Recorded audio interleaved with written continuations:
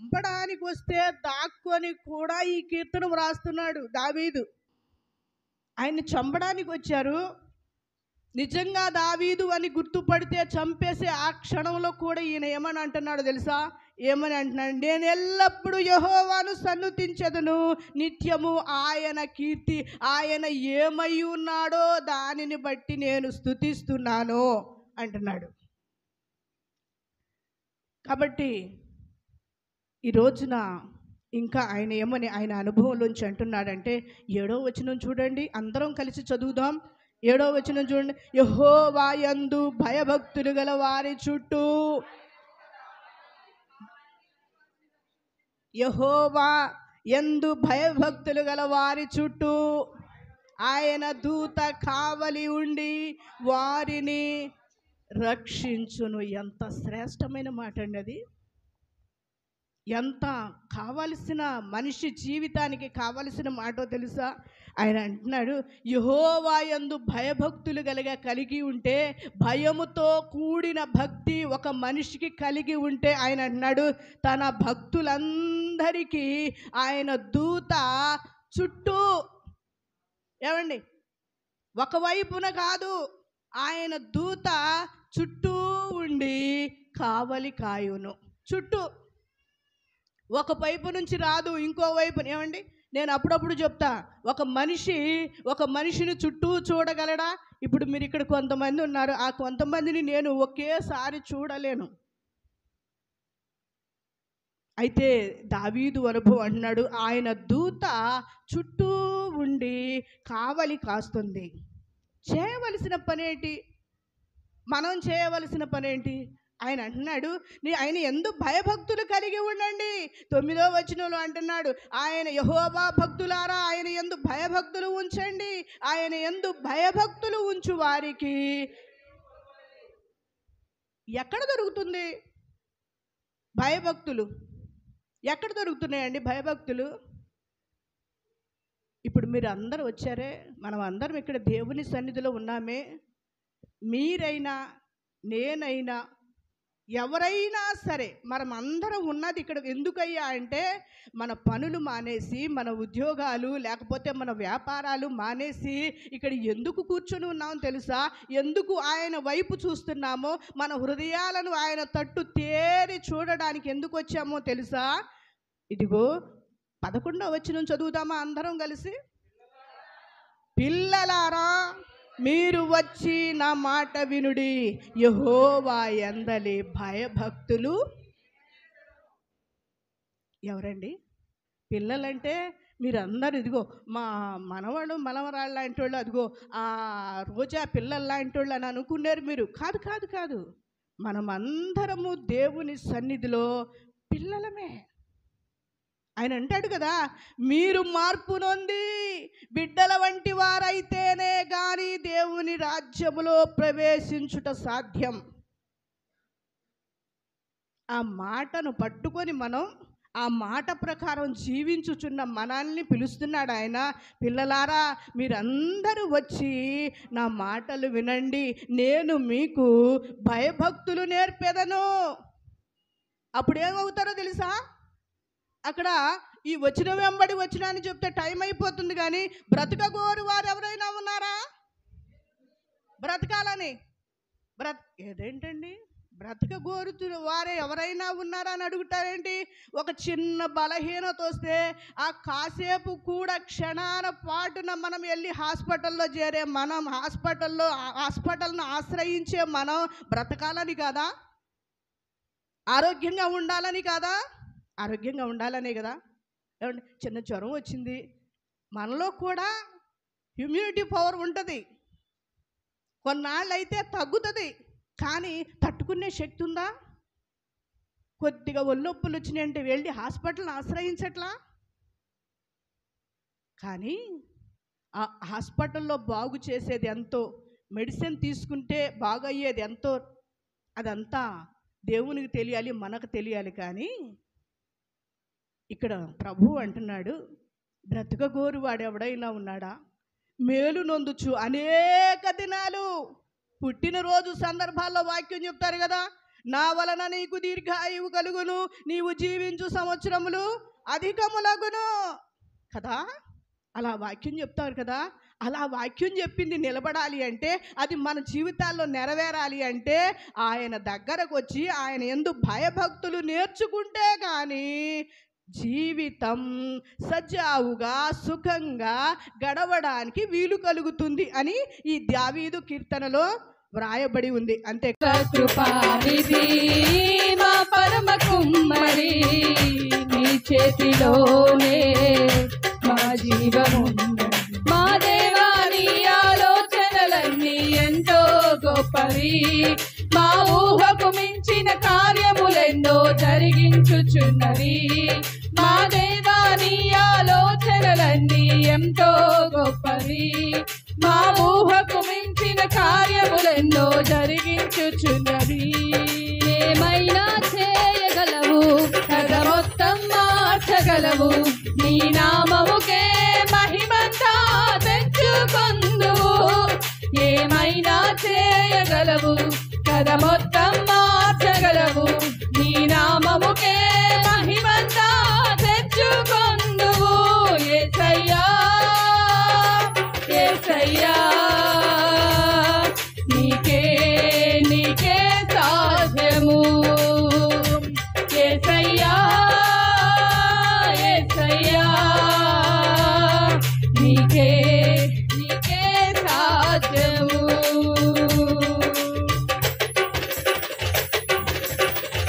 నీ ఆజ్ఞలేనిదే ఏదైనా జరుగునా, నీ కంచె దాటగా శత్రువుకు సాధ్యమా.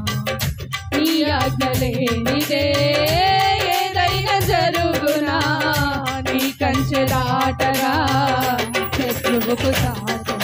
మా దేవా నీవే మా తోడుంటే అంతే చాలును, అపవాది తలచిన కీడులన్నీ నేలైపోవును. మా దేవా నీవే మా తోడుంటే అంతే చాలును, అపవాది తలచిన కీడులన్నీ నేలైపోవును. ఏమైనా చేయగలవు, కథ మొత్తం మార్చగలవు, నీ నామముకే మహిమంతా తెచ్చుకొందువు. ఏమైనా చేయగలవు, కథ మొత్తం మార్చగలవు, నీ నామముకే మహిమంతా తెచ్చుకొందువు.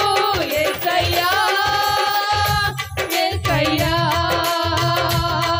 నీకే నీకే సాధ్యము. యేసయ్యా యేసయ్యా నీకే నీకే సాధ్యము. యేసయ్యా యేసయ్యా నీకే నీకే సాధ్యము. యేసయ్యా యేసయ్యా నీకే నీకే సాధ్యము. ఏమైనా చేయగలవు, ఏమైనా చేయగలవు, పడదమా కథ మొత్తం మార్చగలవు, మన జీవితాల్లో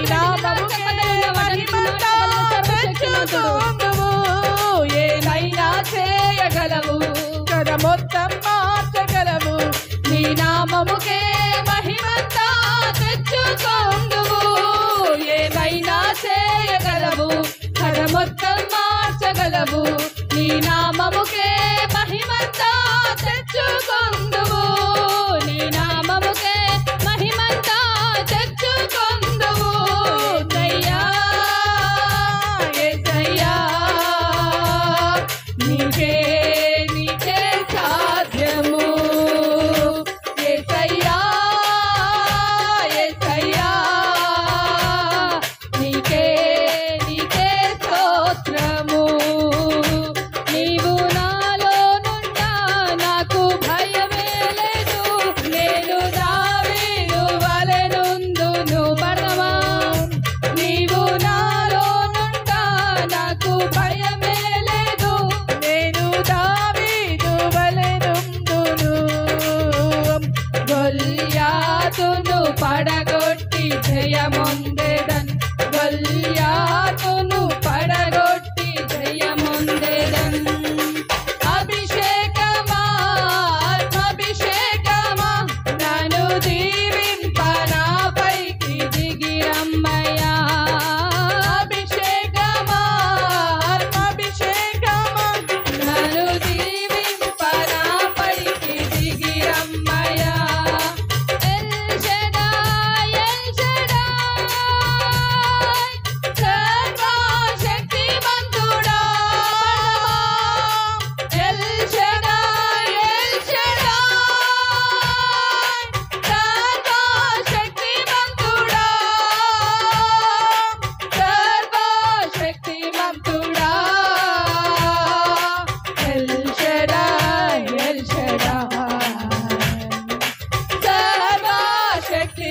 ఉన్నతుడా El Shaddai El Shaddai El Roi నన్నిలా చూచువాడా ఎల్ రోయి నన్నిలా చూచువాడా నన్నిలా చూచువాడా ఎల్ రోయి నన్ను చూస్తున్నవాడా నన్నిలా చూచువాడా ఎల్ రోయి యెహోవా షమ్మా యెహోవా షమ్మా నాతో ఉన్నవాడా యెహోవా షమ్మా నాతో ఉన్నవాడా యెహోవా షమ్మా యెహోవా షమ్మా మాతో ఉన్నవాడా యెహోవా యెహోవా షాలోమ్ యెహోవా షాలోమ్ శాంతిని చదువాడా యెహోవా షాలోమ్ శాంతిని చదువాడా శాంతిని చదువాడా యెహోవా షాలోమ్ శాంతిని చదువాడా యెహోవా షాలోమ్ చదువాడా యెహోవా షాలోమ్ శుభవేళ స్తోత్ర బలి తండ్రి దేవానికేనయ్యా ఆరాధనా స్తోత్ర బలి తండ్రి దేవానికేనయ్యా తండ్రి దేవానికేనయ్యా తండ్రి దేవానికేనయ్యా తండ్రి దేవానికేనయ్యా తండ్రి దేవానికేనయ్యా తండ్రి దేవానికేనయ్యా తండ్రి దేవానికేనయ్యా తండ్రి దేవానికేనయ్యా తండ్రి దేవానికేనయ్యా తండ్రి దేవానికేనయ్యా శుభవేళ స్తోత్ర బలి తండ్రి దేవానికేనయ్యా ఆత్మపూర్ణులమై పాడాలి పాడుతూ ప్రభునామమును మహిమపరుద్దాం తండ్రి దేవానికేనయ్యా తండ్రి దేవానికేనయ్యా ఆరాధనా నీకేనయ్యా ఆరాధనా నీకేనయ్యా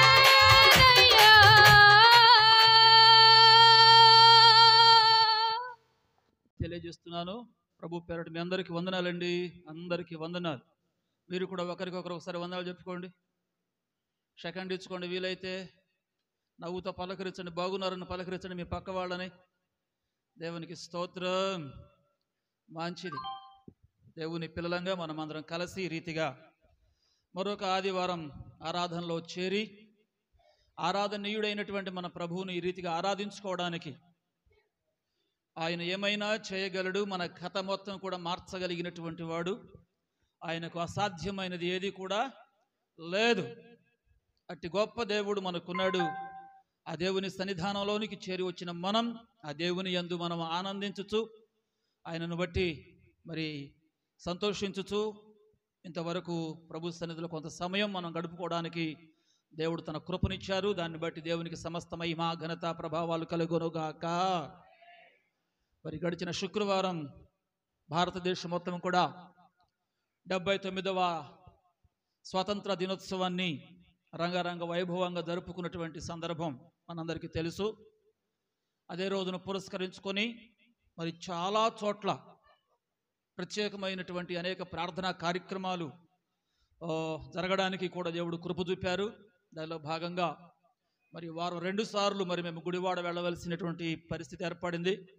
వారం ప్రారంభంలో ఒకసారి, వారం చివరిలో శుక్రవారం ఒకసారి కూడా వెళ్ళొచ్చాం. మరి బర్నబాస్ అయ్య గారి దగ్గర విమోచన ప్రార్థనా దినోత్సవం అనేటటువంటి పేరుతో ఒక అద్భుతమైన కార్యక్రమాన్ని దైవ సేవకులు ఏర్పాటు చేయగా పాలు పంపులు పొందడానికి దేవుడు కృప చూపారు. అలాగే మనం ఆగస్టు నెలలో ఎన్నో వారం ఇది? 3వ వారం. మొదటి వారం 3వ తారీఖు, రెండవ వారం 10వ తారీఖు, 3వ వారం 17వ తారీఖు, 4వ వారం 24వ తారీఖు, అలాగే 31వ తారీఖు 5వ వారం. ఆగస్టు నెలలో 5 ఆదివారాలు వచ్చాయి మనకు. ఆదివారాలు ఎక్కువగా వచ్చాయంటే మనం ఆయనను ఆరాధించుకోవడానికి, ఆయన సన్నిధిలో కలిసి మనం సహవాసం చేయడానికి దేవుడు మనకిచ్చే సమయాలు ఎక్కువ అనేటటువంటి విషయాన్ని మనం గమనించవలసినటువంటి వారం అంటూ ఉన్నాం.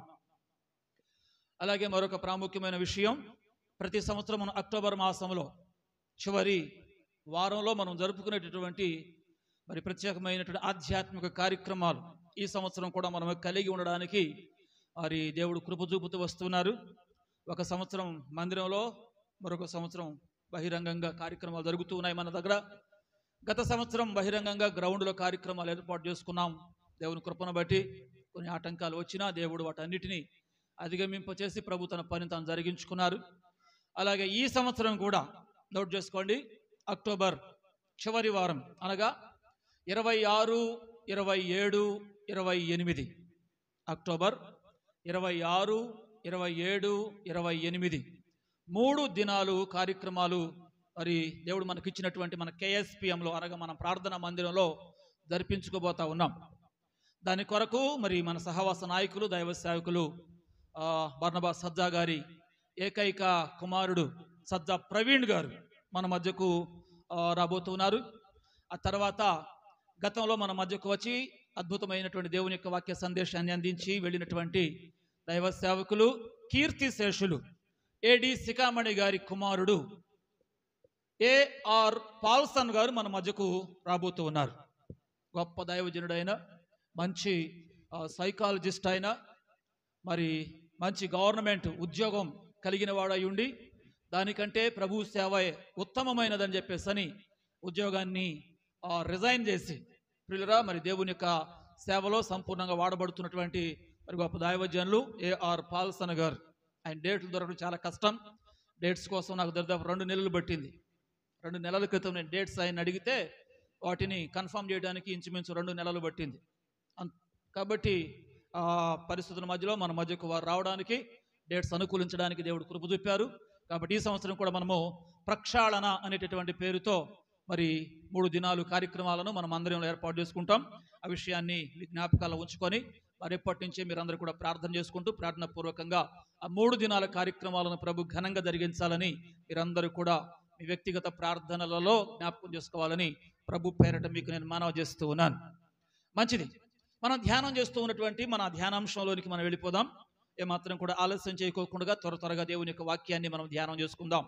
అపోస్తుల కార్యాల గ్రంథం 2వ అధ్యాయం వచనము వెంబడి వచనాన్ని సందర్భానుసారంగా సమయోచితంగా అక్కడ ఉన్నటువంటి వాక్యాన్ని బట్టి మరి అనేక విషయాలు దేవుని యొక్క లేఖనాల్లో నుంచి మనం నేర్చుకుంటూ, అలాగే మన జీవితాలకు అన్వయించుకోవలసినటువంటి విషయాలను అన్వయించుకుంటూ ప్రభు కృపలో ఈ సంవత్సరం మనం కొనసాగేదానికి దేవుడు కృప చూపారు. తిరిగి అదే అపోస్తుల కార్యాల గ్రంథం 2వ అధ్యాయం ప్రియురా మరి 37వ వచనాన్ని మనం చదివినట్లయితే ఈరోజు మనం ధ్యానం చేసేటటువంటి అంశానికి అనుగుణ్యమైనటువంటి మాట అక్కడ రాయబడి ఉంది. పోయిన వారం కూడా అదే వచనాన్ని మనం ధ్యానం చేశాం. ఆ వచనంలోని ఒక మాటను మేమేమి చేతుమని మరి ఆరాధనలో మనం ధ్యానం చేశాం. మరి ఆ పూట పిల్లలు పాపం లైవ్ ఇవ్వడానికి ప్రయత్నం చేశారు, కానీ లైవ్ ఎందుకో అది ఆ రోజు వాయిస్ అసలు ఏమాత్రం కూడా రాలేదు. ఫోన్ పూర్తిగా స్ట్రక్ అయిపోవటం జరిగింది. తిరిగి ఆ సాయంత్రం మరలా పాపం వచ్చి సంక్షిప్తంగా ఏమండి ఆ యొక్క సందేశాన్ని పిల్లలు దాన్ని రికార్డ్ చేసి మీకోసం దానిని విడుదల చేశారు అనుకుంటున్నాను. బహుశా మీరు చూసుంటారు. కానీ ఆదివారం మనం చెప్పుకున్న సందేశానికి ఆ సాయంకాలం తిరిగి ఆ రికార్డ్ చేసినటువంటి ఆ యొక్క సందేశానికి చాలా వ్యత్యాసం ఉంది. ఒకవేళ మీరు మరలా ఆ విషయాలు తెలుసుకోవాలనుకుంటే ఆ ఛానల్ ద్వారా మీరు ఆ విషయాలను గమనించవచ్చును. తద్వారా దేవునికి అనుకూలంగా మనం అందరం కూడా జీవిస్తూ ప్రభు రాకడ కొరకు మనం ఆయుధపరచబడడానికి మనం దానిని వినియోగించుకోవచ్చు. ఓకే, 37వ వచనం మరలా మనం చదువుకొని కొద్దిసేపు దేవుని యొక్క వాక్యాన్ని మనం ధ్యానం చేసుకుందాం. చదవండి. వారు వారు ఈ మాట విని ఈ మాట విని హృదయంలో నొచ్చుకొని హృదయములో నొచ్చుకొని సహోదరులారా సహోదరులారా మేమేమి చేతుమని మేమేమి చేతుమని పేతురును కడమ అపోస్తులను అడుగగా అడిగినటువంటి వైనం మనకి ఇక్కడ కనబడతా ఉంది. మేమేమి చేతుము అనేటటువంటి మాట వారు అనగలిగారు అని చెప్పేస్తున్నానంటే చెప్పేటటువంటి మాటలను ఎంత శ్రద్ధాసక్తులతో విన్నారో ప్రియమైన వారులరా దానిని మనము గమనించవలసినటువంటి వారమై ఉంటూ ఉన్నాం. అలాగే వింటూ ఉన్నటువంటి మాటలను ఎంత జాగ్రత్తగా వారు గ్రహించారో అర్థం చేసుకున్నారో కూడా ఈ వచనాన్ని బట్టి మనము తెలుసుకోవచ్చు. ఎందుకంటే అక్కడ ఉంది, వారు ఈ మాట విని హృదయములో చెప్పండి నొచ్చుకొని, దానికి పుట్నోట్లో నెంబర్ 1 అని ఇచ్చి కింద రాయబడింది మూల భాషలో పొడవబడి అని రాయబడి ఉంది. వారు ఈ మాట విని హృదయములో ఏమయ్యారట? మూల భాషలో ఉన్న వాక్యం చెప్పండి. పొడవడం లేక గుచ్చడం. ఏమండి, సహజంగా ఈ పదాలు మనకు తెలుసు. గుచ్చడం ఏమండి, మనకి కాస్త ఆరోగ్యం బాగోలేదు, ఏదైనా కాస్త సిరప్ లేకపోతే మెడిసిన్ ఏదైనా తీసుకోవాలనుకున్నాం, కొన్నిటిని నోటి మాత్రల ద్వారా మింగుతాం, మరి కొన్నిటిని ఏం చేస్తారు చెప్పండి? అమ్మ చేయించుకున్నారు మీరంతా, ఇంజక్షన్ చేయించుకున్న వాళ్ళేనా? ఏం చేస్తారు? గుచ్చుతారు ఇక్కడ, లేకపోతే పొడుస్తారు. పొడిచేటప్పుడు కొన్నిసార్లు ఎక్కిచ్చే మందు ఏదైతే ఉందో కొన్నిసార్లు కొద్ది పాళ్లలో ఉంటుంది, కొన్నిసార్లు కొంచెం ఎక్కువగా ఎక్కించవలసి వస్తుంది. ఏమండి, ఎక్కువగా ఎక్కించవలసి వస్తుంది. అలాగే మరికొన్నిసార్లు కొంచెం శరీరం బాగా బలహీనం అయిపోయింది అనుకోండి, అప్పుడు ఎక్కించే సిరప్ ఇంకా ఏదో పెద్దగా ఉంటుంది. ఏంటవి? ఏమండి, కొన్నిసార్లు యాంటీబయాటిక్, అంతేనా? యాంటీబయాటిక్స్ ఎక్కించాల్సి వస్తుంది. చిన్నది ఏదో ఉంటుంది, ఇంత పెద్ద బుడ్డి. ఇంకొకసారి మరికొన్నిసార్లు ఇంకొంచెం పెద్దది. ఏమండి, ఆర్డబ్ల్యూనో ఆర్బిఐ ఏదో ఉంటాయి, వాటి పేర్లు ఏవో ఉంటాయి, ఆర్ఎల్లో ఏమంటే ఏవేవో పేర్లు ఉంటాయి, వాటిని ఎక్కించాల్సి వస్తుంది. మరి వాటిని ఎక్కించడానికి కూడా జస్ట్ చిన్న సూది పెట్టి ఎక్కిస్తాను అని చెప్పేసానంటే, ఏమంటే గుచ్చిన సూది ఇక్కడ అలాగే ఉంచి ఎక్కిస్తానంటే కుదరదు. కొన్ని నరాలకు ఎక్కించే ఉంటాయి, కొన్ని ఏమో కండరాలకు ఎక్కించే ఉంటాయి. మొత్తానికి ఏదైనా ఒకటి ఎక్కించాలి అని చెప్పేసానంటే చెప్పండి ఏం చేయాలి? అమ్మా గుచ్చాలి. మీకు గుచ్చడం అంటే గుచ్చడం కాదు, గుచ్చించుకోవడం అంటే ఇష్టమేనా? ఏమంటే గుచ్చించుకోవడం అంటే ఈ మాట అర్థం నాకు వస్తుందో లేదో. ఏమండి, పొడిపించుకోవడం, ఇంజెక్షన్ పొడిపించుకోవడం ఇష్టమేనా? పొడిపించుకోవడం ఇష్టమేనా? ఏమో మీకేమో కానీ నాకైతే పొడిపించుకోవడం అంటే భలే భయం, చాలా భయం నాకు. ఇంజెక్షన్ అంటే చాలా భయం నాకు. కానీ నేను ఎంత భయపడతానో ఒక్కొక్కసారి అన్ని చేయించుకోవాల్సి వస్తుంది. అలాగని చెప్పేసి నేను చేయించుకోను, నేను పొడిపించుకోను అని చెప్పేసినానంటే ఏమండి, ఉన్న రోగం పోద్దంటారా? ఉన్న బలహీనత పోద్దంటారా? ఉన్న జబ్బు పోతుందంటారా? పోదు. కాబట్టి జబ్బు పోవాలి, రోగం పోవాలి, దాని తాలూకా వైరస్ అంతా కూడా నశించాలి అని చెప్పేసినానంటే ఏమండి, మనకి ఎంత భయమైనా సరే, మనకు అది నొప్పి అయినా సరే, మనకు అది బాధ అయినా సరే పొడిపించుకోవాల్సిందే. ఏమండి, లేదండి నాకు పొడవద్దు కానీ నా నొప్పి అంతా తీసేసేయండి, నా జ్వరం అంతా తీసేసేయండి, నా రోగం అంతా తీసేసేయండి అని చెప్పేసానంటే డాక్టర్ గారు అంటాడు కదా, పొడవకోకుండా పొడిపించుకోకుండా అది సాధ్యము కాదు, పొడవవలసిందే. ఒకవేళ మనం పొడిపించుకోవడానికి ఇష్టపడకపోతే మన పెద్దవాళ్ళు ఎవరో ఉంటారు, గట్టిగా పట్టుకుంటారు, ఏమండి కసక్కమని పొడి చేస్తారు. పిల్లలు ఉన్నారు, వాళ్ళకి ఇష్టం ఉండదు అసలు ఏమాత్రం కూడా, వాళ్ళకి భయం. అందుచేత వదిలిపెడతావో మనం అంటే వదిలిపెట్టాం, గట్టిగా పట్టుకుని ఎలాగైనా సరే చెప్పండి ఏం చేస్తాం? పొడిపిస్తాం. ఒక ఇంజెక్షన్ చేయండి సార్ అంటాం కదా. పిల్లల విషయంలో అలాగే అంటాం, పెద్దవాళ్ళం కూడా చాలాసార్లు చేయించుకుంటాం. తప్పదు. ఉన్న సమస్య నుంచి బయటపడాలి అని చెప్పేస్తున్నానంటే చెప్పండి, పొడవడంలో బహుశా ఇక్కడ ఉన్న వాళ్ళందరిలో మన సురేష్ బాగా అగ్రగణ్యుడు అనుకుంటున్నాను నేను. పొడుస్తారా?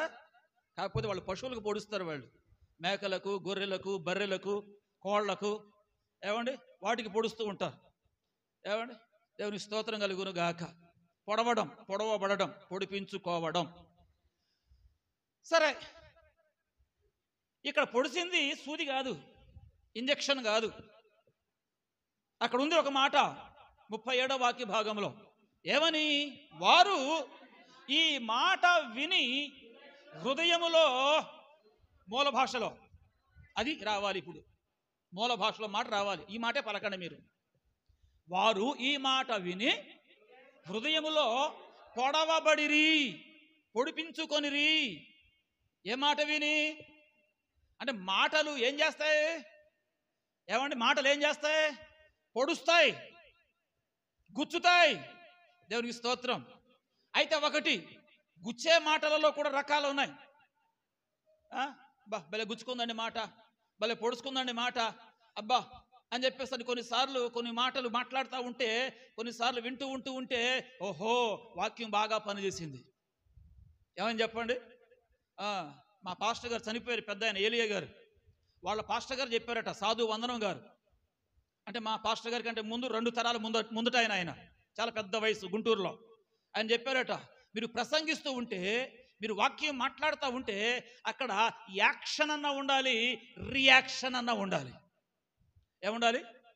యాక్షన్ అన్న ఉండాలి, రియాక్షన్ అన్న ఉండాలి. ఆ 2 లేవు అని చెప్పేసానంటే మీ వాక్యం, మీ మాటలలో పసలేదు. ఎందుకు అట్లాంటి మాటలు అని ఎప్పుడో నా చిన్ననాటి రోజుల్లో మా పాస్టర్ గారికి నేర్పిన ఆ మాట ఆయన మాట్లాడుతూ ఉంటే నాకు బాగా ఎక్కింది. అది ఏంటది? అందుచేత దేవుని యొక్క వాక్యాన్ని మాట్లాడుతూ ఉన్నప్పుడు వింటూ ఉన్నటువంటి వారిలో తప్పనిసరిగా యాక్షన్ అన్న ఉండాలి, రియాక్షన్ అన్న ఉండాలి. ఈ 2 లేవనుకోండి, చెప్పేదంతా వేస్ట్. ఏమండి, ఒకరు చెప్తూ ఉండగా ఒక 50% వ్యక్తులు ఎవరైతే ఉంటున్నారో వారిలో యాక్షన్ ఉంటుంది, మరొక 50% మనుషులు ఎవరైతే ఉంటున్నారో వారిలో రియాక్షన్ ఉంటుంది. స్పందన అనేటటువంటి చాలా ప్రాముఖ్యం అని పోయిన వారం కూడా మనం చెప్పుకున్నాం. ప్రియులరా, ఇక్కడ వారు ఈ మాట విని, ఎవరు ఇక్కడ మాట్లాడేది? ఏమండి, ఈ 2వ అధ్యాయము అద్భుతమైన సందేశం. పేతురు గారు పాత నిబంధన అంతటిని పోగేసుకొచ్చి కొత్త నిబంధన సంఘాన్ని కట్టడానికి యేసుక్రీస్తు యొక్క జనన, మరణ, భూస్థాపితం మరియు పునరుత్థానం, ఆరోహణం, అలాగే ఆయన తిరిగి రావడం, ఇవన్నీ ప్రియమైన వారులరా ఈ 2వ అధ్యాయములో పేతురు గారు బోధిస్తున్నాడు, ప్రసంగిస్తూ ఉన్నాడు. ప్రసంగిస్తూ అనేక విషయాలు చెప్పుకుంటూ వచ్చాడు. చెప్తూ వస్తూ ఉంటే వింటూ ఉన్నటువంటి వారట ఆ మాటల చేత చెప్పండి ఏమయ్యారంట అండి? పొడవబడిరి. ఏ మాటలవి? ఒకసారి పై వచనం చూడండి, 36వ వాక్యం చూడండి ఒకసారి.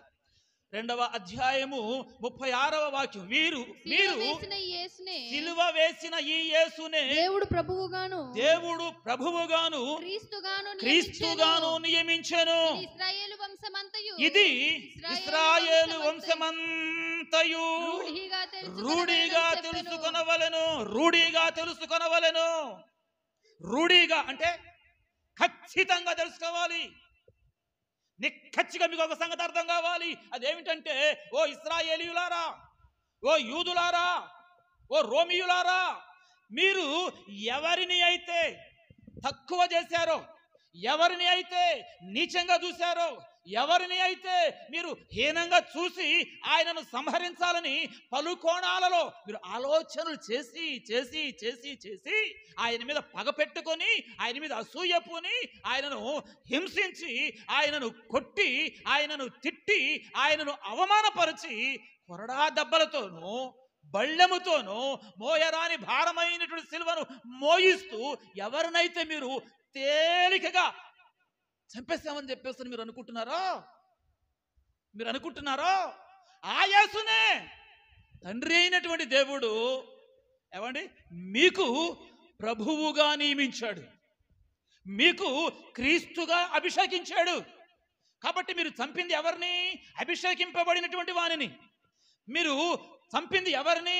మీ పై ప్రభువుగా ఉండబోయేటటువంటి వానిని మీరు చంపారు. దేవునికి స్తోత్రం. అంతే. వారిలో పశ్చాత్తాపము కొరకు ఈ మాటలు వారిని గాయపరిచాయట. దేవుని స్తోత్రం.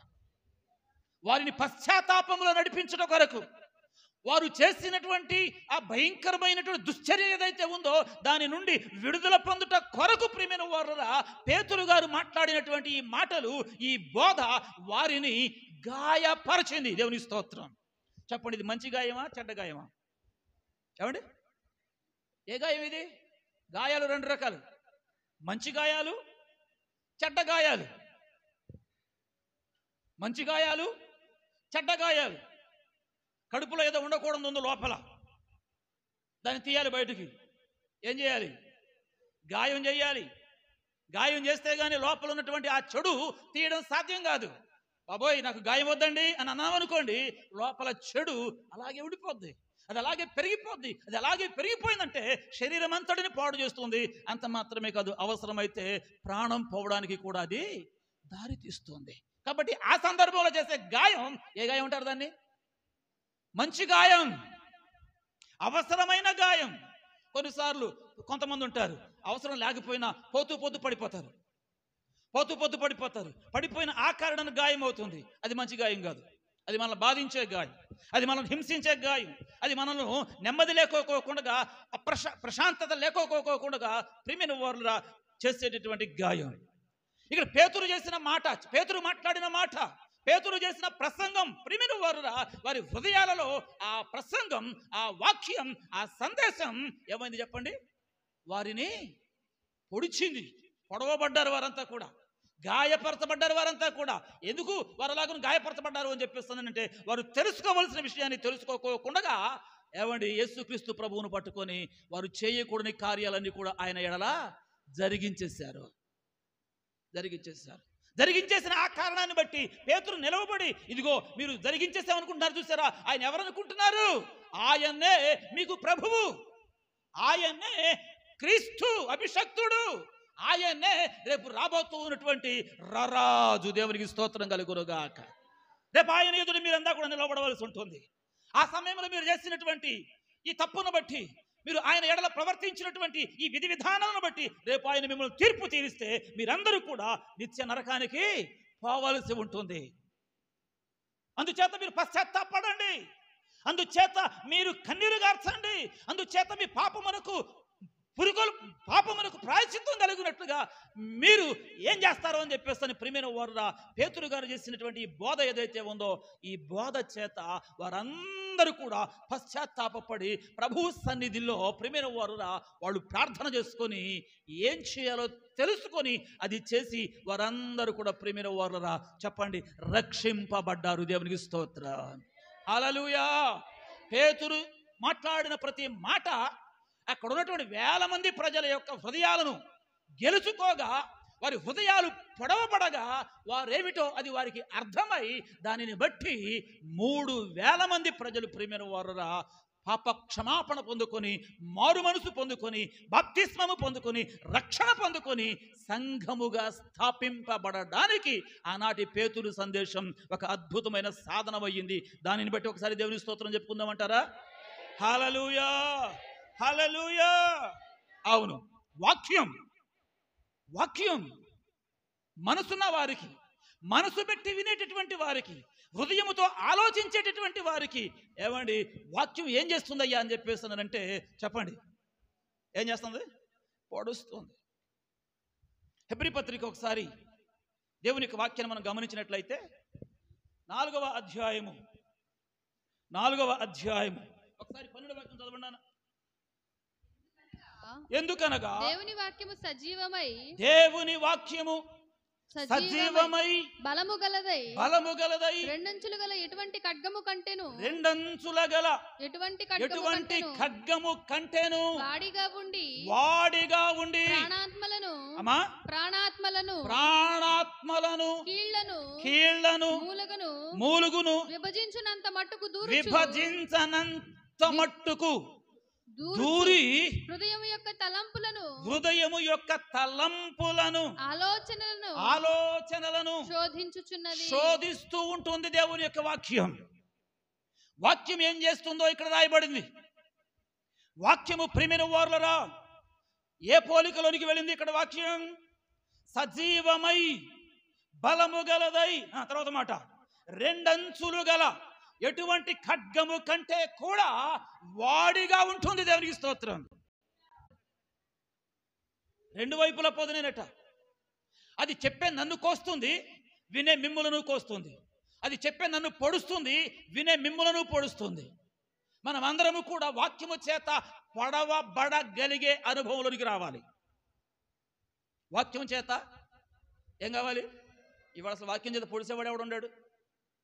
ఏమండి, వాక్యాన్ని ఆధారం చేసుకుని మర్దన చేసేవారు ఉన్నారు తప్ప, వాక్యాన్ని ఆధారం చేసుకొని ఆమదం పూసినట్టుగా సవరదీసేవారు ఉన్నారు తప్ప, వాక్యాన్ని ఆధారం చేసుకొని వచ్చినటువంటి క్రైస్తవులను ఎంటర్టైన్మెంట్ చేసేటటువంటి వాళ్ళు ఉన్నారు తప్ప, వాక్యాన్ని ఆధారం చేసుకొని మంచి మంచి జోకులతో ప్రియమైన వారులా ప్రసంగించేవారు ఉన్నారు తప్ప, వాక్యం చేత పొడిసి, వాక్యం చేత హృదయాలను శోధించి, వాక్యం చేత హృదయంలో ఉన్నటువంటి ప్రతి మలిన్యాన్ని ప్రియమైన వారులా తొలగింపజేసేటటువంటి పరిస్థితులు ఇవాళ ఎక్కడ ఉన్నాయి?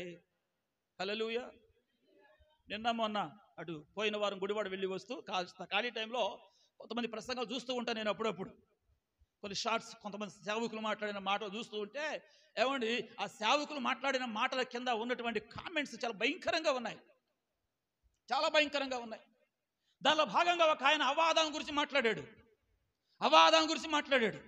భార్యాభర్తలు. ఏమండి, ఆ మాటల ఆ విధానంలో ఆయన మాట్లాడుతూ, ఏమండి, హవ్వ ఆదాము, ఎవరు చెప్పండి? హవ్వ ఆదాము పండు విషయమై పాపం అవ్వమ్మ తినేసేసేసింది. తిన్నది ఊరుకోకుండా కొన్ని తీసుకుని వచ్చింది. వచ్చినటువంటిది ఏం చేస్తూ ఉందంటే, తీసుకుని వస్తూ ఉండగా ఆదాం గారు చూశాడట. ఆదాం గారు చూసి అడిగాడట, ఏమే ఎక్కడికి వెళ్ళావు? పొద్దు నుంచి నేను వెతుకుతున్నాను, నాకు కనపడలేదు, ఏంటి సంగతి, నీ చేతిలో ఏంటి అని అడిగాడట.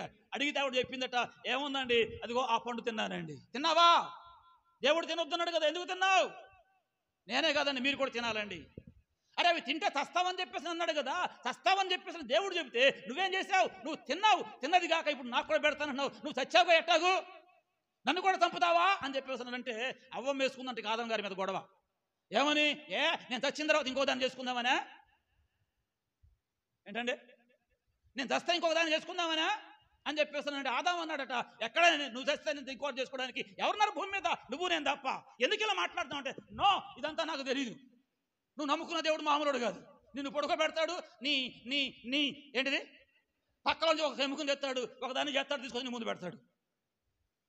ఆ తర్వాత అది కూడా తింటది, మళ్ళీ తీసుకొచ్చి పెట్టింది, నువ్వు తినవు, అది చచ్చింది. ఆ తర్వాత దేవుడు మళ్ళీ ఇంకొక దాన్ని ఏం చేస్తాడు చెప్పరే? ఇంకొక ఎముక తెస్తాడు, ఇక ఎముకలని తీసేస్తే కాలం ఏమైపోవాలి?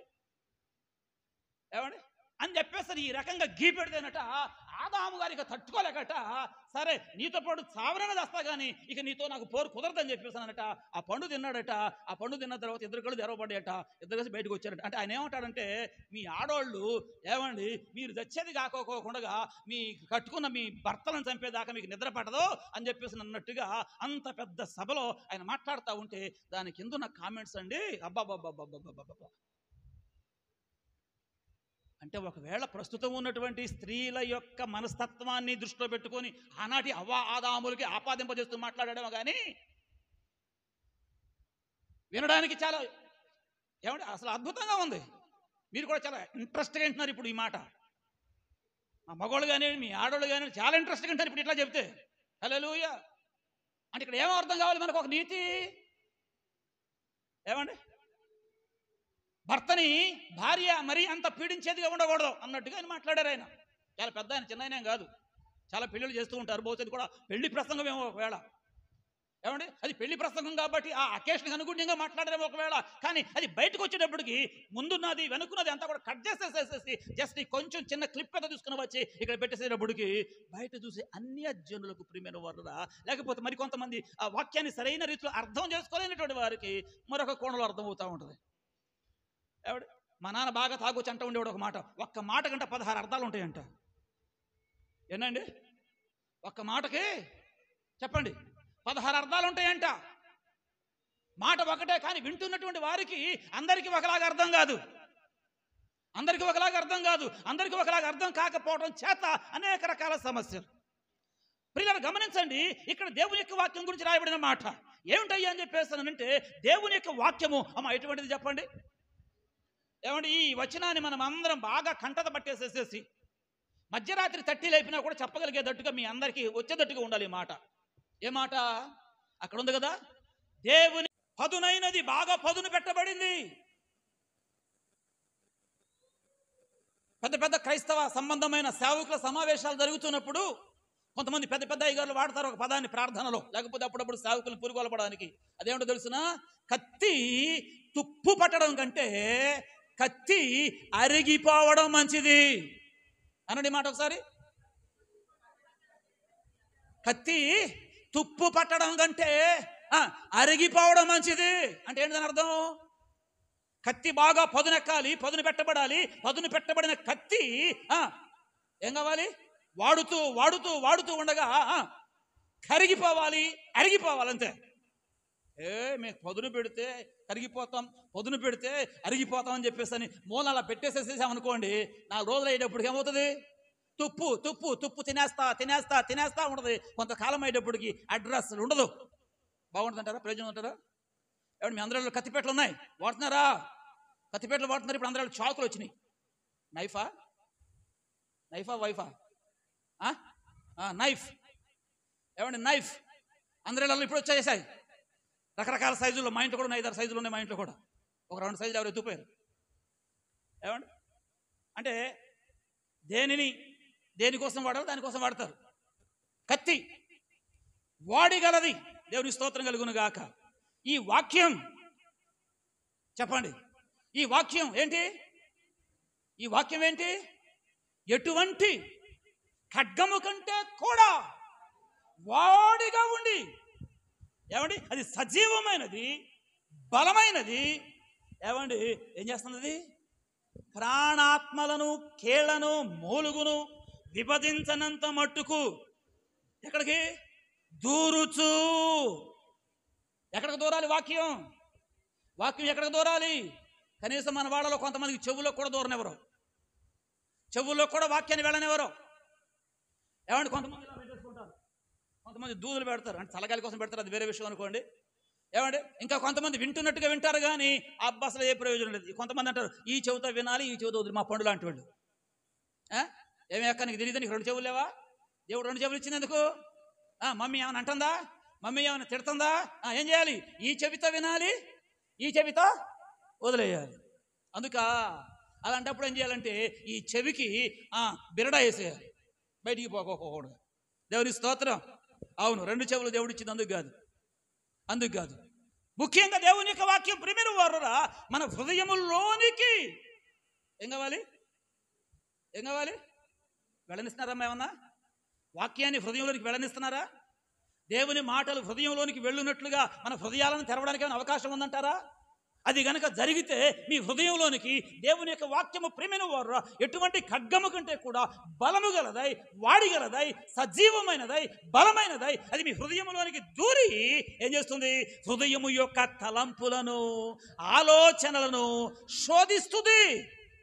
ఎవరి స్తోత్రం. మీరేం తప్పు చేశారో నాకు తెలియదు, మీరేం పాపం చేశారో నాకు తెలియదు, మీరు ఏ అపవిత్ర కార్యకలాపాలలో ఉన్నారో నాకు తెలియదు. కానీ దేవుని యొక్క వాక్యానికి ప్రియమైన వారు మరుగైనది ఏదీ లేదు. ఈ వాక్యం ఏం చేస్తుంది అని చెప్పేసానంటే వినుటకు మనసు ఉన్నటువంటి వారి యొక్క హృదయాలలోనికి ఇది చొచ్చుకొని పోయి హృదయంలో ఉన్నటువంటి, మనసులో ఉన్నటువంటి ప్రతి మలినాన్ని, ప్రతి అపవిత్రతను, ప్రతి దేవునికి హేయమైన ప్రతి చెడు కార్యాన్ని ప్రియమైన వారురా అది శోధించి అది వెలికి తీసి నీకు చూపిస్తుంది దేవుని యొక్క వాక్యం. దేవుని స్తోత్రం చెప్పండి. హల్లెలూయా, హల్లెలూయా. ఏం చేస్తా చెప్పండి? దేవుని యొక్క వాక్యము హృదయములను నీకు దూర్చు తలంపులను, ఆలోచనలను, మనసులోని భావాలను దేవునికి చిత్తానుసారంగా ఉన్నాయా, దేవునికి అనుకూలంగా ఉన్నాయా, లేక ప్రతికూలంగా ఉన్నాయా అనేటటువంటి విషయాన్ని దేవుని యొక్క వాక్యము ప్రియమైన వారురా అది మనలోనికి వెళ్ళి అది మనల్ని శోధించాలి. శోధించడం అంటే ఏంటి? శోధించడం అంటే ఏంటి? ఏమండి మీరు బియ్యం ఏరుతారు కదా, బియ్యం ఏరుతారు కదా, ఏం ఏరుతారమ్మా? బియ్యం ఏరి పారేస్తారా? బియ్యంలో ఉన్న మట్టి గడ్డలు, ఒడ్డు గడ్డలు, చిన్న చిన్న రాళ్ళు అప్పుడప్పుడు ఏం ఏరుతారు? అది పనికిరానివన్నీ ఏరేస్తుంది. ఏమంటే కళ్ళతో మనం జాగ్రత్తగా చూస్తాం, శోధిస్తాం జాగ్రత్తగా. దేవుని యొక్క వాక్యం కూడా అంతే. నీ హృదయంలోనికి వెళ్ళిపోయి పోయిన వారం నుంచి ఈ వారం వరకు సోమవారం ఏంటి నీ పరిస్థితి, మంగళవారం ఏంటి నీ పరిస్థితి, బుధవారం ఏంటి, గురువారం ఏంటి, ఇంట్లో ఉన్నప్పుడు ఎట్లా ఉన్నావు, బయటికి వెళ్ళినప్పుడు ఎట్లా ఉన్నావు, ఉద్యోగంలో ఎట్లా ఉన్నావు, వ్యాపారంలో ఎట్లా ఉన్నావు, నీ నీతి సంగతి ఏంటి? నీ యథార్థత సంగతి ఏంటి? నీ భక్తి సంగతి ఏమిటి? నీ పరిశుద్ధత సంగతి ఏమిటి? నీ నోటి మాటలు ఏమిటి? నీ తలంపుల యొక్క ఆలోచన ఏమిటి అని చెప్పేసి అని దేవుని యొక్క వాక్యం ప్రియమైన వారురా ఎటువంటి ఖడ్గము కంటే కూడా బలము కలగదై, సజీవమైనదై, వాడిగలదై. చెప్పండి, శోధిస్తుంది. దేవునికి స్తోత్రం. వాక్యాన్ని శోధించనివ్వండి. ఎంతమందికి ఇష్టం వాక్యం శోధించడం? మీరు ఎంతమందికి ఇష్టం? వాక్యం పరిశోధన చేయడం మిమ్మల్ని ఎంతమందికి ఇష్టం? చెయ్యాలా వద్దా? చెయ్యాలా వద్దా? చేసేటట్టుగా కావాలా? లేకపోతే ఏముంటే మనకి ఎందుకులేండి, లోపల చెత్త అంత అట్టాగా ఉంచేసేసేసి ఏమంటే జీవించేసేద్దాం, బతికేసేద్దాం, కాలం గడిపేద్దాం, పొందేసుకుందాం ఆశీర్వాదాలు అంటారా? ఏమండి? హల్లెలూయా చెప్పండి కొంచెం గట్టిగా. ఆనాడు పేతురు వాక్యం బోధిస్తూ ఉంటే ఆ వాక్యానికి ఉన్నటువంటి శక్తి ఏమిటి ఇక్కడ మనం చూసిన ఆ ప్రకారం ప్రియమైన వారు ఉన్నటువంటి అనేక మంది, వేల మంది ప్రజలలో ఈ కార్యాన్ని జరిగించగా 3,000 మంది వారి హృదయాలు దేవుని యొక్క వాక్యం చేత నింపుకొని వాక్యం వారిని శోధిస్తూ ఉండగా, పరిశీలిస్తూ ఉండగా, వారి ప్రతి పాపాన్ని, ప్రతి దోషాన్ని, ప్రతి మాలిన్యాన్ని, వారు చేసిన ప్రతి విధమైన దేవుని చిత్తానికి భిన్నమైన కార్యాలను వారు ఒప్పుకొని విడిచిపెట్టి మారు మనసు పొంది, పాపక్షమాపణ పొంది, బాప్తిస్మము పొంది, రక్షణ పొంది, పరిశుద్ధాత్మను పొంది 3,000 మందిగా ప్రారంభ సంఘము ఆవిర్భవించడానికి ఆనాటి పేతురు గారి సందేశం కారణమైంది. దానిని బట్టి దేవునికి స్తోత్రం కలుగునుగాక. హల్లెలూయా. వారు ఈ మాట విని ఏమయ్యారు చెప్పండి? హృదయములో పొడవబడిన వారుగా కనబడుతున్నారు మనకి ఇక్కడ. పొడవబడిన వారుగా మనకు కనబడుతున్నారు ఇక్కడ. ప్రియులారా వినండి, దేవుని యొక్క వాక్యము మనకు వినబడుతూ ఉంది. దేవుని యొక్క సందేశం మన దృష్టికి వస్తూ ఉంది. వింటున్న వాక్యం మనల్ని ఏం చేస్తుంది? రండి, అదే అపోస్తుల కార్యాల గ్రంథంలో కొన్ని మాటలు మీకు త్వరగా జ్ఞాపకం చేస్తాను. అపోస్తుల కార్యాల గ్రంథం 5వ అధ్యాయం చదవండి, 33వ వాక్యం. అపోస్తుల కార్యాల గ్రంథం 5వ అధ్యాయము 33వ వాక్యం. వారు ఈ మాట విని అత్యాగ్రహము తెచ్చుకొని వీరిని చంపనుద్దేశించగా ఎందుకో వారు ఈ మాట విని అత్యాగ్రహము తెచ్చుకొని. ఏ ఆగ్రహం ఏమండి? అత్యాగ్రహం. ఆగ్రహం అంటేనే తట్టుకోలేంది, ఆగ్రహం అంటేనే కోపం. మరి అత్యాగ్రహం అంటే ఎక్కువ కోపం. అక్కడ మాట్లాడేది పేతురే, ఇక్కడ మాట్లాడుతున్నది కూడా పేతురే. అక్కడ పరిచయం చేసింది పేతురే, ఇక్కడ పరిచయం చేసింది కూడా పేతురే. కానీ క్రీస్తునందు ప్రేమిన వారు అక్కడున్న వారిలో, వాక్యాన్ని విన్న వారిలో వాక్యము వారి హృదయమును శోధించుటకు, పరిశీలన చేయుటకు, పరీక్షించుకోవడానికి వారు అవకాశం ఇచ్చారు. ఇక్కడున్న వాళ్ళు ఉన్నారు చూసారా? ఇక్కడున్న వాళ్ళు అట్లాంటి వాళ్ళు కాదు. వీళ్ళు ఎట్లాంటి వాళ్ళు అంటే ప్రియమైన వారు వాక్యానికి భిన్నమైన వారు, వాక్యానికి వ్యతిరేకంగా జీవించేటటువంటి వారు, వాక్యానికి ఏమాత్రం కూడా అవకాశం ఇవ్వనటువంటి వారు, వాక్యానికి లోబడినటువంటి వారు. ఏ మాట విన్నారు వీళ్ళు? ఏ మాట చెప్పాడు పేతురు? రండి ఒకసారి ఇదే 5వ అధ్యాయము ప్రియమైన వారు 20వ వచనం చూడండి. 20వ వచనం. ఈ జీవమును గూర్చిన మాటలన్నీ ప్రజలతో చెప్పుడని వారితో దేవుని దూత వారితో అంటే వారు బయలుదేరి 21వ వచనంలో వారు ఆ మాట విని తెల్లవారగానే దేవాలయములోనికి వెళ్ళి బోధించుచూ ఉండిరి. దేవునికి స్తోత్రం. తెల్లవారగానే దేవాలయములోనికి వెళ్ళి వారు చెప్పండి ఏం చేశారట? బోధించారట. ఏం బోధించారండి? దేవుని మందిరంలో ఏం బోధిస్తాం? దేవుని సన్నిధిలో ఏం బోధిస్తాం? దేవుని పేరట కూడుకున్న, అది గృహ కూడికైనా, దేవుని మందిరమైనా, మహాసభ అయినా అక్కడ బోధించాల్సింది ఏమిటయ్యా అని చెప్పేస్తానంటే అక్కడ రాయబడింది, దూత చెప్పినటువంటి మంచి మాట, ఈ జీవమును గుర్చిన మాటలన్నీ ప్రజలకు చెప్పండి. ఏ మాటలు అనాలందరూ? ఏ మాటలు? జీవమును గుర్చిన మాటలు, నిత్య జీవమును గుర్చిన మాటలు, నిత్యత్వమును గుర్చిన మాటలు, మహిమను గుర్చిన మాటలు, పరలోకమును గుర్చిన మాటలు, పవిత్రతను గుర్చిన మాటలు, పరిశుద్ధుడు కాగలుగుటకు ఏం చేయాలో తెలుసుకోవలసిన మాటలు అన్నీ ప్రజలకు చెప్పండి. దేవుని స్తోత్రం. చెప్పండి. కళ్ళబొల్లి కబుర్ల వలన ప్రయోజనం లేదు, కాలక్షేపపు కబుర్ల వలన ప్రయోజనం లేదు. కాసేపు ఒకవేళ తాత్కాలికంగా శరీరాన్ని కాస్త ఉప్పొంగజేసి, ఏదో ఆనందింపజేసి, మైమరిపింపజేసి, ఏమండి హడావడి చేసి ఏదో మీరు ముగించేస్తే ప్రయోజనం లేదు. బోధకుడా, సేవకుడా, నియమింపబడినవాడా, ప్రతిష్ఠింపబడినవాడా, పిలువబడినవాడా అని చెప్పేసి ప్రియమైన వారురా ఆనాడు దూత పేతురు దగ్గరకు వెళ్ళి చెప్పిన మాట, ఈ జీవమును గూర్చిన మాటలన్నీ కూడా మీరు ప్రజలకు చెప్పండి. దేవునికి స్తోత్రం. ఎందుకంటే ఈ మాటలు చెప్తూ ఉండగా ప్రియమైన వారురా ఈ పేతురు గారిని తీసుకుని వెళ్ళిపోయి జైల్లో పడేశారు. 5వ అధ్యాయంతో మీరు చదువుకోండి. 5వ అధ్యాయంతో మనం చదువుకుంటే అద్భుతాలు, చాలా ఆశ్చర్యకార్యాలు ఎన్నో జరిగాయి. పేతురు గారి ముందు అప్పుడే అననీయ సప్పిరాలు బొంకి చచ్చారు. ఆ తర్వాత వారు బయటకు వస్తూ ఉంటే ప్రియమైన వారురా అనేక మంది వారి వారి బలహీనతలలో ఉన్న వారందరూ తీసుకుని వచ్చి పేతురు గారి నీడ పడినట్లుగా పడుకోబెడితే ఆ నీడ పడినా కూడా వాళ్ళు స్వస్థపరచబడ్డారు, వాళ్ళు బాగుపడ్డారు, వారి వ్యాధి బాధలన్నీ తొలగిపోయాయి. ఏమండి, పేతురు గారి జేబు రుమాలు తగిలితే దీనిని ముట్టుకున్న వారు కూడా చెప్పండి ఏమయ్యారు? దేవుని స్తోత్రం చెప్పండి. యేసయ్య వస్త్రపు చెంగు ముట్టుకున్నటువంటి ఆ రక్తస్రావం కలిగిన స్త్రీ ఎలాగో స్వస్థపరచబడిందో ఆయన చెప్పాడు, మీరు కనుక నా యందు విశ్వాసం ఉంచితే నాకంటే స్తోత్రం ఏ కార్యాలు, నాకంటే గొప్ప కార్యాలు. యేసు నీడపడి బాగుపడిన వైనం బైబిల్లో మనకు కనపడదు, కానీ పేతురు గారి నీడ పడితే బాగుపడ్డ సందర్భం దేవుని యొక్క వాక్యం కనపడుతుంది. దేవునికి స్తోత్రం. అసలు యేసుప్రభు ఎంత గొప్పవాడు అండి. ఆయన అంటున్నాడు, మీరు నాకంటే గొప్పవాళ్ళు కావాలి. ఏం కావాలి? నా వలన జరిగిన దానికంటే మీ వలన ఇంకా గొప్ప కార్యాలు జరగాలి అని ఆయన తన శిష్యులను అభిషేకించి ప్రతిష్ఠించి పరిచర్య కొరకు పంపిన వైనం అద్భుతం. దేవునికి స్తోత్రం.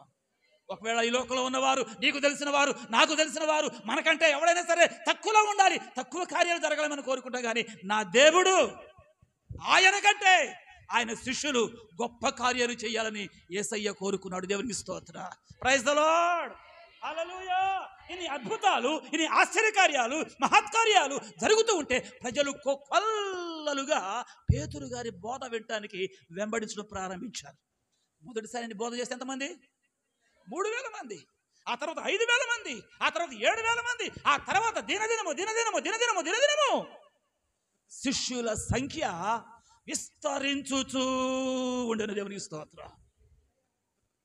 అది చూసిన మత పెద్దలు కొంతమంది ఉన్నారు ఇక్కడ, అది వాళ్ళకి నచ్చలా, అది వాళ్ళకు గిట్టలా, అది వాళ్ళకి నచ్చకపోవడం చేత, అది వాళ్ళకు గిట్టకపోవడం చేత ప్రియమైన వారురా జీవమును గుర్చిన మాటలు, పరలోకమును గుర్చిన మాటలు, నిత్యత్వమును గుర్చిన మాటలు, మహిమలో ఒక వ్యక్తి ప్రవేశించుటకు చేయవలసిన సంగతులు బోధిస్తూ, నేర్పిస్తూ, తెలియజేస్తూ వస్తూ ఉంటే ఈ మాటలు వినేసరికట ఏమండి వారికి ఏమొచ్చింది?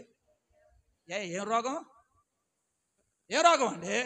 నీ మేలు కోసమే కదా, నీ జీవితం కోసమే కదా, నీవు పరలోకంలో ప్రవేశించడం కోసమే కదా, నీవు నిత్య నరకం నుంచి తప్పించుకొని మోక్ష ప్రాప్తి పొందడం కోసమే కదా నీతో మాట్లాడేది. దేవుని స్తోత్రం. ఒకటి, అపవాదికి ఇష్టం ఉండదు పరలోకం అంటే, అపవాదికి ఇష్టం ఉండదు పరిశుద్ధత అంటే, అపవాదికి ఇష్టం ఉండదు మహిమలోకి చేరడం అంటే. వాడి కోరికేంటి? వాడితో పాటు అందరూ జనాలు అక్కడికి వెళ్ళిపోవాలి, నరకానికి పోవాలి. కాబట్టి ఈ మాటలు కనుక వీళ్ళు వినారనుకోండి పరలోకానికి వెళ్ళిపోతారు, నరకంలో నేను ఒక్కనే ఉండాల్సి వచ్చింది. కాబట్టి వీళ్ళందరినీ ఏం చేయాలంటే ఆ మాట వినకోకుండా చేయాలి. ఒకవేళ ఆ మాట చెప్తూ ఉంటే వాళ్ళ మీద ఏం తెచ్చుకోవాలి? వస్తుందా మీకు కూడా అప్పుడప్పుడు? ఏమన్నా మీకు కూడా ఏమైనా వస్తుంది అప్పుడప్పుడు? మంచి మాటలు చెప్తూ ఉంటే అప్పుడప్పుడు కోపం ఏమైనా వస్తుందని మీకేమన్నా? హలో బాబులు, కోపం ఏమన్నా మారండ్రా బాబు, అలా వద్దురా నాయన, ఇలా వద్దురా నాయన, అక్కడ వద్దయ్యా, ఇక్కడ వద్దయ్యా, అట్టొద్దయ్యా, ఇట్టొద్దయ్యా, కుదరదు. కోపం కొంతమందికి మామూలు కోపం వస్తుంది, కొంతమందికి అత్యాగ్రహం వస్తుంది. ఏం చేయగలం మనం? ఏం చేయలేం. యేసు రక్తమే. దేవుని స్తోత్రం చెప్పండి. హల్లెలూయా చెప్పండి. ఏ కోపం వచ్చిందంటే వీళ్ళకి? ఏమండి అది సంగతి. మరి మీకేం వస్తుందో మరి నాకు తెలియదు. కొంచెం మనం ముందుకు పెడితే అదే అపోస్తుల కార్యాల గ్రంథం, 5వ అధ్యాయం, ఇంకొంచెం ముందుకు రండి. అపోస్తుల కార్యాల గ్రంథం 7వ అధ్యాయం ఒకసారి 54వ వాక్యం. అయితే 54వ వారి మాటలు విని కోపముతో మండిపడి అతనిని చూచి పండ్లు కొరికిరి. ఎందుకో ఇక్కడ మాట్లాడేది ఎవరు? స్టెఫను. చెప్పండి ఒకసారి. అంతకుముందు 2 సార్లు మాట్లాడేది పేతురయ్యా, ఇప్పుడు ఇక్కడ మాట్లాడేది స్తెఫనయ్య, స్టిఫెన్. యేసు ప్రభు వారు ప్రియమైన వారులారా ఆనాటి శిష్యులను, ఆనాటి బోధకులను ఆయన బాగా పదును పెట్టి పంపించాడు. దేవుని స్తోత్రం. అక్కడ చెప్పలా ఏం చేసి పంపించాడమ్మా? చెప్పండి. బాగా పదును పెట్టి, బాగా సానబెట్టి ఏమండి ఎంత పంపించినా తీరా ఆయన సిలువేసే సమయానికి అందరూ పరారైపోయారు అనుకోండి. ఆ తర్వాత అసలు ఆయన వచ్చాడు, పరిశుద్ధాత్ముడు. ఎవరు? పరిశుద్ధాత్ముడు వచ్చాడు. వచ్చినటువంటి పరిశుద్ధాత్ముడు ప్రియమైన వారురా వీళ్ళకున్న తుప్పంతా వదలగొట్టి ఏమండి బాగా పదును పెట్టి బాగా మండించి బాగా రగిలించి బయటికి వదిలితే ప్రియమైన వారురా ఒక్కొక్కళ్ళు ఒక్కొక్క దేశాన్ని దేవుని కొరకు ప్రియమైన వారురా వారు సంపాదించినట్టుగా దేవుని యొక్క లేఖనాల్లో మనం చూస్తాం. ఇక్కడ స్తెఫను మనకు కనబడుతూ ఉన్నాడు.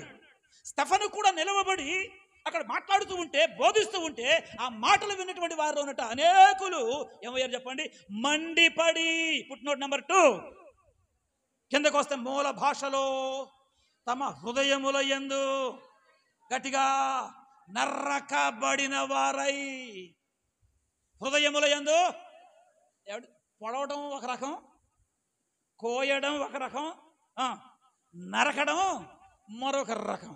పొడవడం అనుకోండి నెమ్మదిగా పొడుస్తాం, ఏమండి? కోయటం అనుకోండి నిదానంగా కోస్తాం. నరకడం అనుకోండి కస కస కస కస,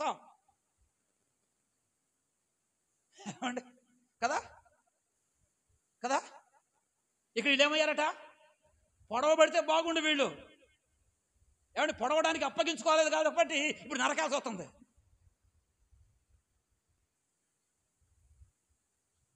పొడవబడడానికి అప్పగించుకోవటం లేదు కాబట్టి ఏం చేయాల్సి వస్తుంది? తర్వాత నరకాల్సి వస్తుంది. స్తెఫను గారు ఇక్కడ ఏం చేస్తున్నాడు? ఆయన మాట్లాడటం మొదలుపెట్టాడు.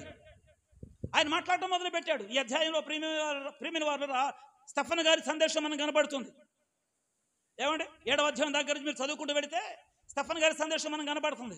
సందేశం అంతా ఇప్పుడు మనం చదువుకొని వివరించుకోవడం సమయం కాదు, కానీ స్తెఫను గారి సందేశంలోని మూల ముఖ్యమైన విషయాలు మనం జాగ్రత్తగా పరిశీలన చేసినట్లయితే ఒకసారి 51 వచ్చి చూడాను.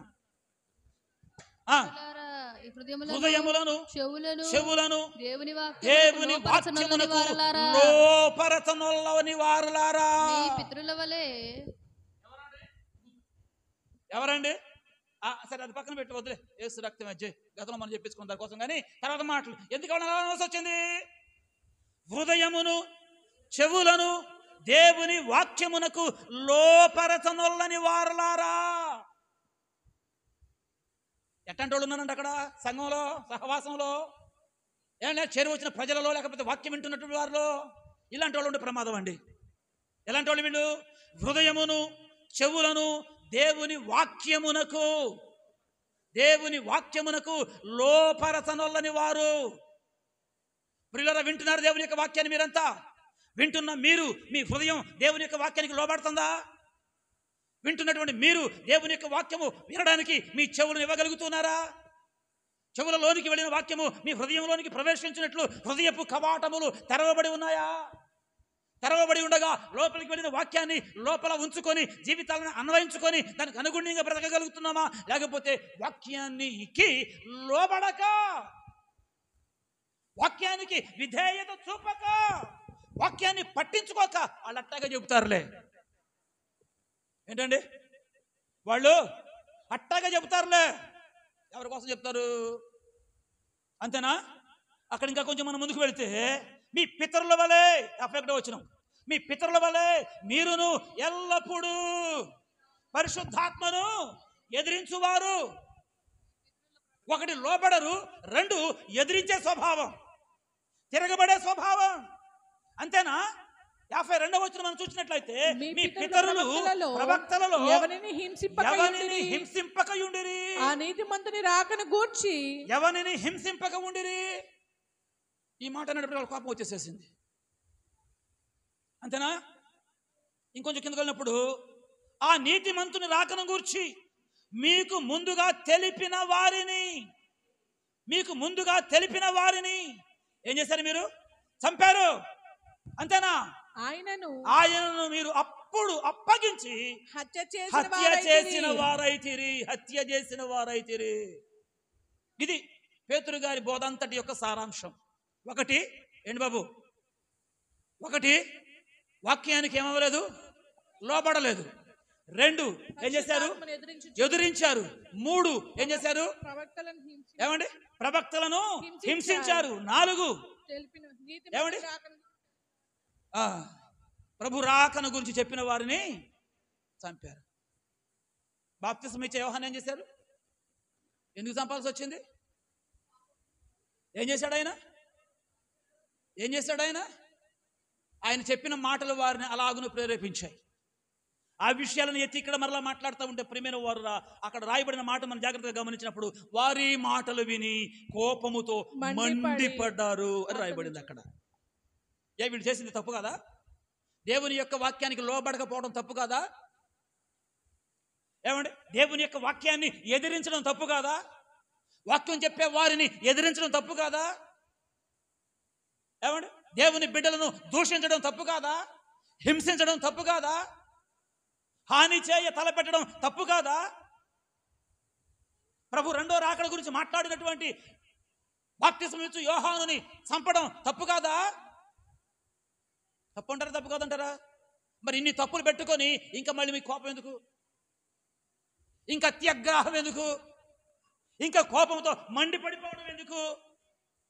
ప్రియమైన వారు వినండి, ఇక్కడ మీకు నేనేం చెప్తున్నాను అని చెప్పేస్తానంటే, దేవుని యొక్క వాక్యము మన యొద్దకు వచ్చుచూ ఉన్నప్పుడు మన స్పందన ఏమిటి, ఏ విధంగా ఉంటూ ఉంది, ఎలా ఉండాలి, ఎలా ఉండకూడదు అనేది మనం ఆలోచన చేస్తూ ఈ లేఖనాలన్నింటినీ కూడా మనం ధ్యానం చేస్తూ ముందుకు కొనసాగుతూ వస్తున్నాం. దేవుని స్తోత్రం కలుగును గాక. చెబుదాం గట్టిగా ఒకసారి హల్లెలూయా, హల్లెలూయా. కాబట్టి మన సంగతి ఏంటి?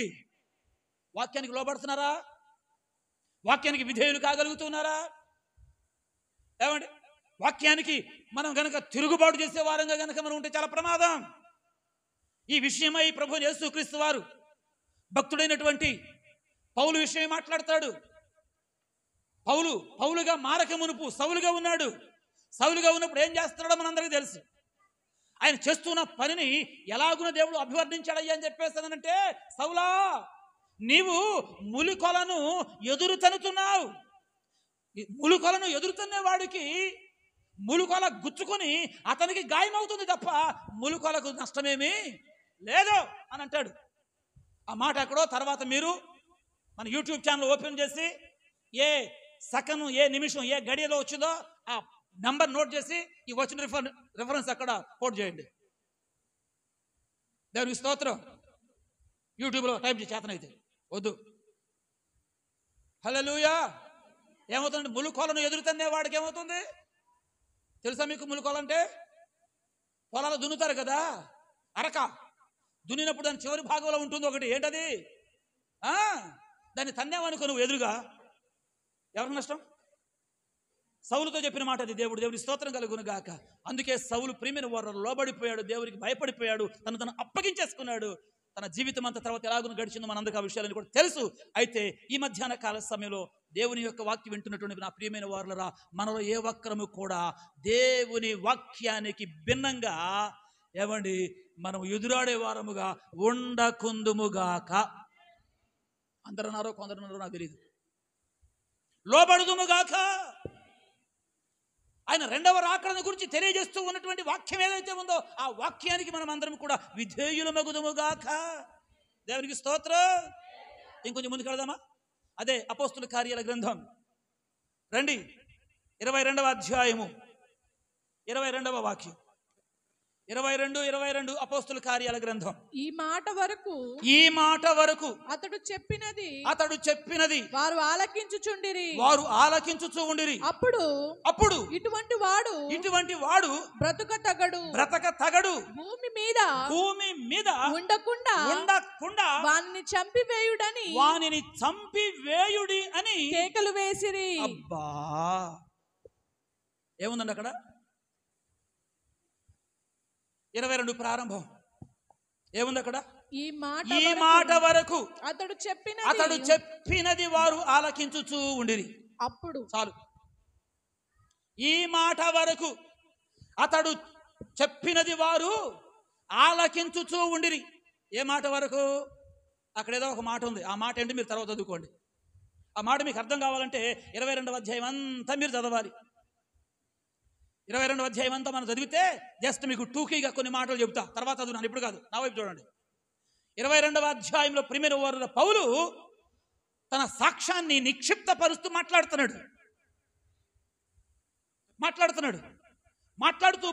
ఏం చెప్పాడు తెలుసునా? చాలా మంచి మాటలు ఉంటాయి. నేను తార్సులో పుట్టినటువంటి యూదుడిని,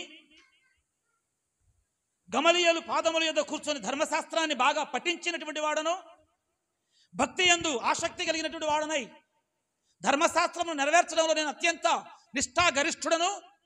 దానికి భిన్నంగా ఎవడైనా ప్రవర్తిస్తే, బ్రతికితే అట్టి వారిని అవసరమైతే హింసించడానికి, వారిని ఆ స్థితి నుంచి విడిపించడానికి, కావాలంటే వారిని కొట్టడానికి, తిట్టడానికి, ఇంకా అవసరమైతే తీసుకుని వెళ్ళి చెరసాలలో వేయడానికి, అది చాలకపోతే సంహరించడానికి కూడా తెగించిన వాడను నేను.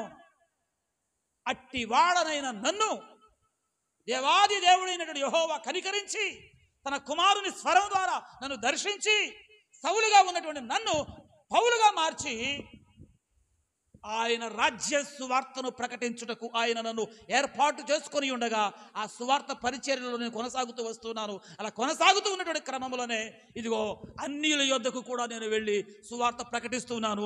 రక్షింపబడినటువంటి అన్యులు ఈ రోజున దేవాలయంలోనికి వచ్చి దైవారాధన చేస్తున్నారు అని చెప్పేసి అని ఈ వాక్యమంతా కూడా, ఈ సాక్ష్యమంతా కూడా చెప్పుకుంటూ వస్తూ ఉంటే, ఏమండి చెప్పే ఈ మాటలట వారికి ఇష్టం ఉన్నంత వరకు విన్నారట. ఎప్పుడైతే అన్యుల యొద్దకు, అన్యుల యొక్క దైవారాధన అనే మాటలు వచ్చాయో, ఈ యోధా మతమునందు అత్యంత నిష్ఠ కలిగినటువంటి వారికి ప్రిమిన వారు చాలా కష్టమైపోయింది. ఎందుకంటే యూదులకు అన్యులు గిట్టరు, యూదులకు సమరయులు నచ్చరు.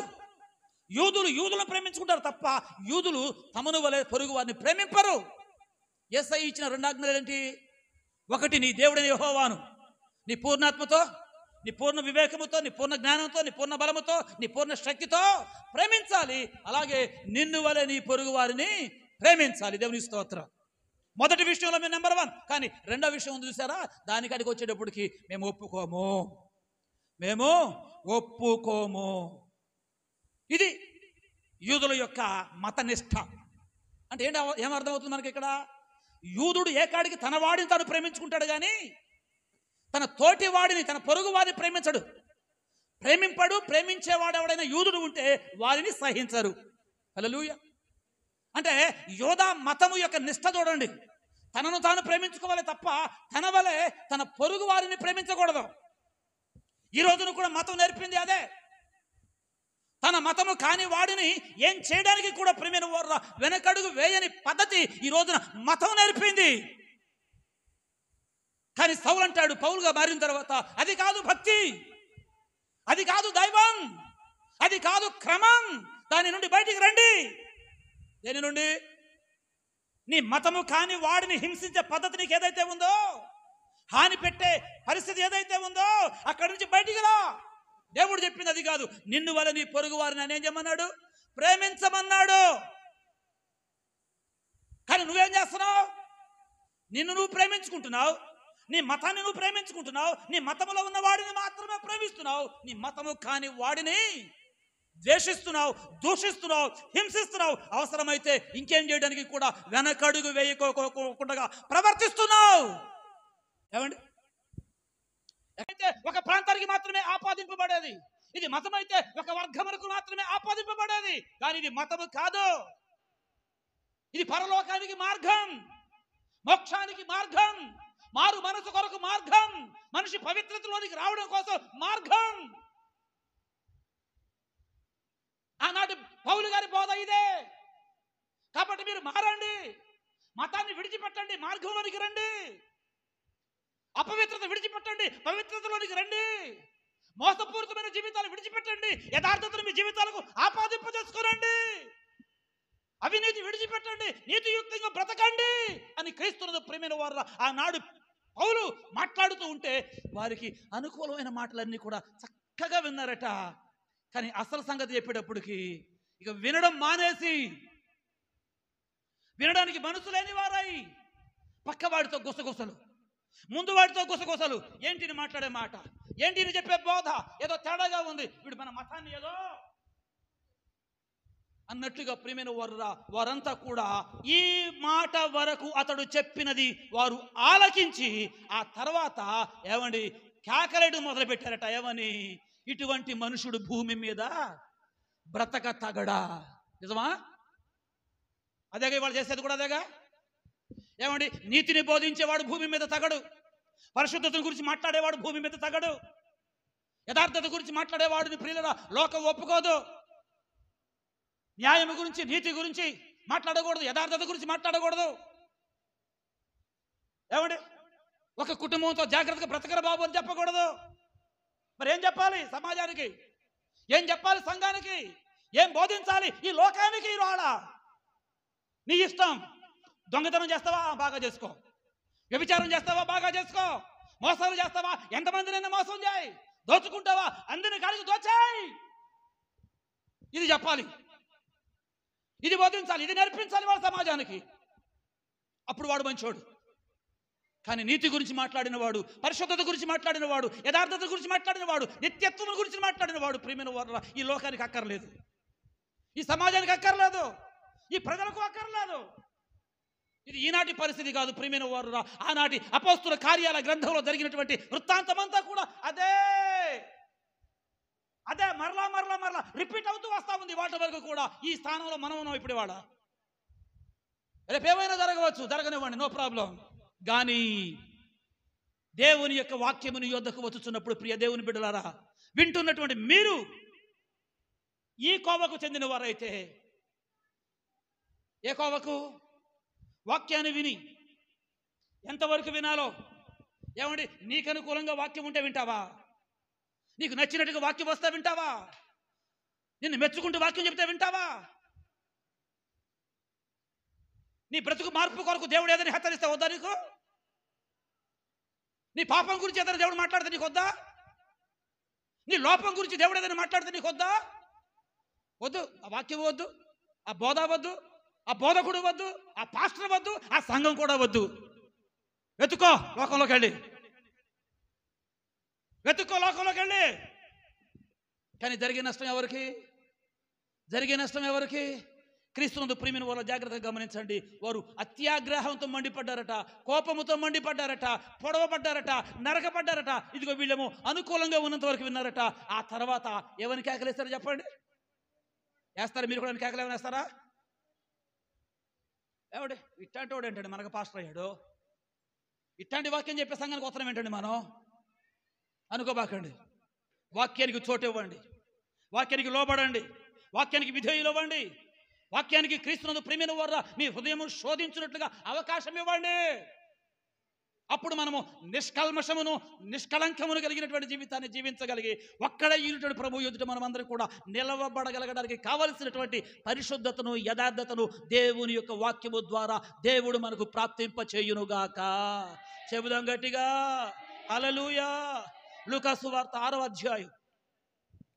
లూకాసు వార్త దేవుని యొక్క వాక్యాన్ని మనం పరిశీలన చేసినట్లయితే 6వ అధ్యాయం ఒకసారి 11వ వచనం చదవండి. 6వ అధ్యాయం 11వ వచనం. అప్పుడు వారు వెర్రి కోపముతో నిండుకొని యేసుని ఏమి చేయుదుమా అని ఒకనితోనొకడు మాట్లాడుకొనిది. ఏ కోపం అండి? వెర్రి కోపము. ఏ కోపం అండి? వస్తుందా మీకు ఎప్పుడన్నా? ఆయన మీద వారు ఏ కోపంతో నింపుకున్నా చెప్పండి? వెర్రి కోపం.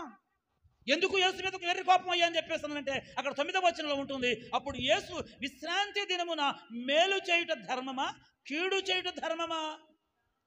చాలు. విశ్రాంతి దినమున ఏం చేయాలండి? మేలు చేయాలా, కీడు చేయాలా? మందిరానికి రావాలా, లోకంలో తిరగాల?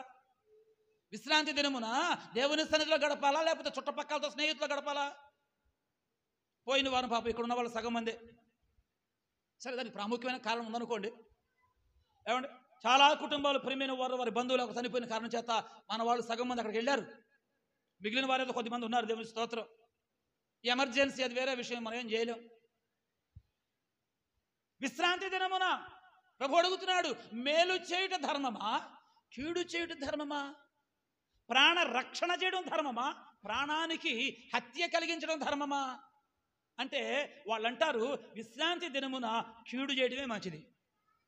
వాళ్ళంటారు విశ్రాంతి దినమున వాడు చస్తూ ఉంటే వాడిని చంపడమే మంచిది. అది వాళ్ళ ధర్మశాస్త్రం. కానీ యేసయ్య సంగతి ఏంటి? అది విశ్రాంతి దినమైన మరొక దినమైన మేలు పొందదగిన వాడు ఎవడైనా ఉంటే వాడికి మేలే చెయ్యాలి. దేవునికి స్తోత్రం. చెప్పండి, ఏం చేయాలి? మేలే చెయ్యాలి. దేవునికి స్తోత్రం కలుగును గాక. ఏంటయ్యే సంగతి అంటే, ఆదివారం నాడు ఆయన అంటే విశ్రాంతి దినం, అప్పుడు శనివారం ఆ రోజు. వాస్తవానికి విశ్రాంతి దినం అంటే యేసుక్రీస్తు ప్రభు వారు చనిపోయే ముందు వరకు కూడా విశ్రాంతి దినం అంటే శనివారం, పాత నిబంధన. ఆ పాత నిబంధన ఏం చేయాలి? ఎవడు ఏ పని చేయకూడదు, ఎవడు ఏ పని చేయకూడదు. కానీ యేసయ్య ఒక పని చేశాడు. యేసయ్య చేసిన పని ఏంటంటే, విశ్రాంతి దినాన ఇలాగే వాక్యం చెబుతా ఉంటే ఒకడు వచ్చాడట, వాడి చెయ్యి ఒకటి ఊత చెయ్యట. ఏ చెయ్యండి? చెయ్యి పని చేయదు, పాపం చెయ్యి పడిపోయింది కాబోలు. అట్లాంటోడిని ప్రభువు చూచి వాడికి మేలు చేశాడు. ఊత చెయ్యను ఆయన బాగు చేశాడు. దేవుని స్తోత్రం. యేసయ్య ఏం చేశాడండి? బాగు చేశాడు. బాగు చేశాడు కాబట్టి అక్కడ ఉన్నటువంటి మతము సంబంధమైన వ్యక్తులు ఎవరైతే ఉన్నారో అది వాళ్ళ దృష్టికి కీడు, అది వాళ్ళ దృష్టికి పాపం, అది వాళ్ళ దృష్టికి పెద్ద నేరం. అందుచేత యేసయ్యను చూచి వారట ఏ కోపం తెచ్చుకున్నారు చెప్పండి? అంటే బాగు చేసేవాడు యేసయ్య, బాగు చేశాడు. బాగు చేసినందుకు ఇప్పుడు వాళ్ళకి ఏమొచ్చింది? రావచ్చా ఏమండి? వెర్రి కోపం వచ్చేసిన దాన్ని బట్టి వాళ్ళట అనుకుంటున్నారట, ఏమని? ఏం చెయ్యాలి, ఏం చేసి ఈయనను మనము పేడ విరగడ చేసుకోవాలి అని చెప్పేసి ప్రియమైన వారిలో వారే రకరకాలుగా మాట్లాడుకోవడం ప్రారంభించారట. ఎంత విచారకరం, ఎంత బాధకరం అది. అంతేకాదు, ఇంకొంచెం మనం ముందుకు వెళితే మార్కు సువార్త 10వ అధ్యాయం 22వ వాక్యం ఒకసారి చూడండి.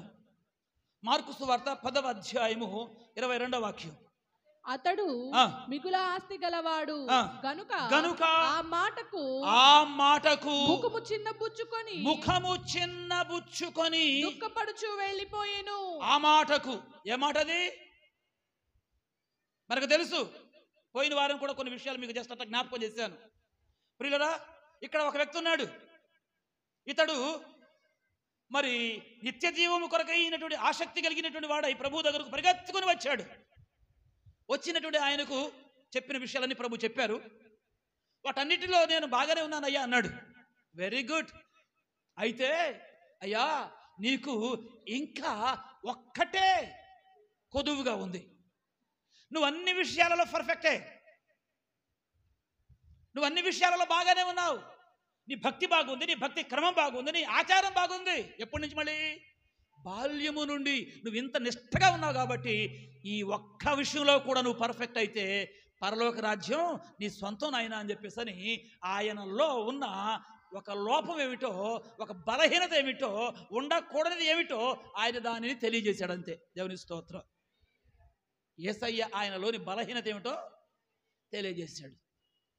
ఆయనలో ఉన్న ఒక లోపం ఏమిటో తెలియజేశాడు. నువ్వు అన్ని విషయాలలో బాగున్నావు, కానీ ఈ ఒక్కదాని దగ్గరకు వచ్చేటప్పటికి ఎందుకో నువ్వు కాంప్రమైజ్ అయిపోతున్నావు.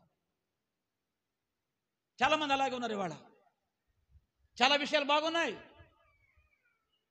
భక్తిపరమైన విషయాలలో 70% బాగుంది, కానీ ఎక్కడో 30%, లేదా భక్తిపరమైన విషయాలలో 100% ఏమండి బాగుండాలి అని చెప్పేసి దేవుడు కోరుకుంటున్నాడు. అలా కోరుకున్నవాడై ఉండి ఉన్న ఒక బలహీనత ఏమిటో చెప్పినప్పుడు ఏమండి నువ్వు 99 విషయాలు సాధించావు. లేకపోతే ఇలా చెప్తా, మీరు ఒక స్థాయికి వెళ్ళాలనుకున్నారు. అలా వెళ్ళడం కోసం ప్రియమైన వారు ఇంచుమించు 99 మెట్లు ఎక్కారు. దేవుని స్తోత్రం. ఇంకొక మెట్టు ఎక్కాలి. ఆ మెట్టు కూడా ఎక్కరా అంటే నీకు కోపం ఎందుకు? ఆ మెట్టు కూడా ఎక్కండి అయ్యా అని చెప్పేస్తానంటే మీకు ఏమండి ఈ విషయాలన్నీ ఎందుకు? హల్లెలూయా. ఇక్కడ జరిగింది అదే. వాడు ఈ మాట విని ముఖము అంటే అంటే ఏంటి? ముఖం చిన్నపుచ్చుకోవడం అంటే ఏంటి? ముఖం చిన్నపుచ్చుకోవడం అంటే ఏంటి?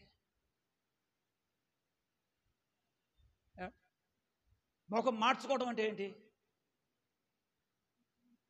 కొంతమంది ఉంటారంట, వాళ్ళ ముఖాలంటే ఎప్పుడు చూసినా పేలాలు ఎగుతూనే ఉంటాయంట. లోక సూక్తి ఇంకోటి ఏదో వాడతారు. ఏంట్రా ముఖం ఎక్కడో గూగుతుంది, ఎక్కడ తుమ్ముల్లో గూగుతుందంటే ముఖం.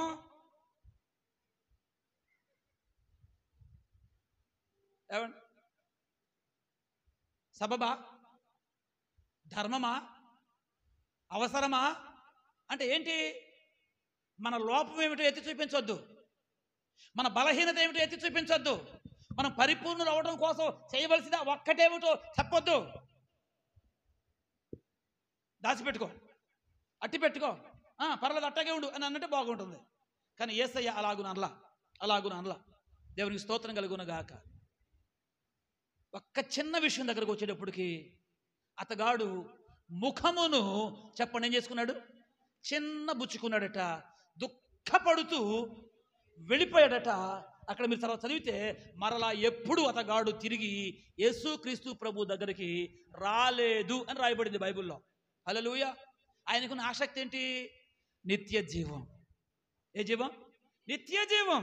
మరి ఆసక్తికి తగిన అనుభవం, తగిన భక్తి, తగిన విశ్వాసం, తగిన పరిపూర్ణత కావాలి కదా. మరి ఏమండి? పరిపూర్ణత కాకోకుండా పరలోకం కావాలి అని అంటే ఎలా సాధ్యం? అందుకోసం అని చెప్పేసి తప్పక ప్రభువునందు ప్రియమైన వారురా దేవుని యొక్క వాక్యాన్ని మనము వినవలసిన వారమై ఉంటూ ఉన్నాం. తప్పక దేవుని యొక్క వాక్యానికి మన హృదయములో చోటు ఇవ్వవలసిన వారమై ఉంటున్నాం. తప్పకోకుండా వాక్యము మన హృదయం యొక్క తలంపులను, ఆలోచనలను శోధించున్నట్లుగా ప్రియమైన వారురా అవసరం లేని వాటిని అన్నిటినీ మనలో నుంచి తీసివేయనట్లుగా వాక్యము చేత మనమందరము కూడా చెప్పండి ఏం కావాలంటండి? పొడవ బడాలి, గుచ్చ బడాలి, నొచ్చుకోవాలి, పశ్చాత్తాపడాలి. అంతేగాని అత్యాగ్రహం తెచ్చుకొని కోపముతో మండిపడిపోయి ఏమండి వెర్రి కోపం తెచ్చేసేసుకొని ఏమండి అనవసరంగా పళ్ళు పటపటా కోరికి ఎందుకు పళ్ళు ఒడగొట్టుకుంటారు అనవసరంగా? కాబట్టి ఈ పూట దేవుని యొక్క వాక్యాన్ని ఆలకించుచున్న నీవు నేను మనమందరం కూడా చేయవలసిన మన కర్తవ్యం ఏమిటో ప్రియమైన వారురా దేవుని యొక్క వాక్య భాగంలో నుంచి మనం నేర్చుకుంటూ వస్తున్నాం. దేవునికి స్తోత్రం.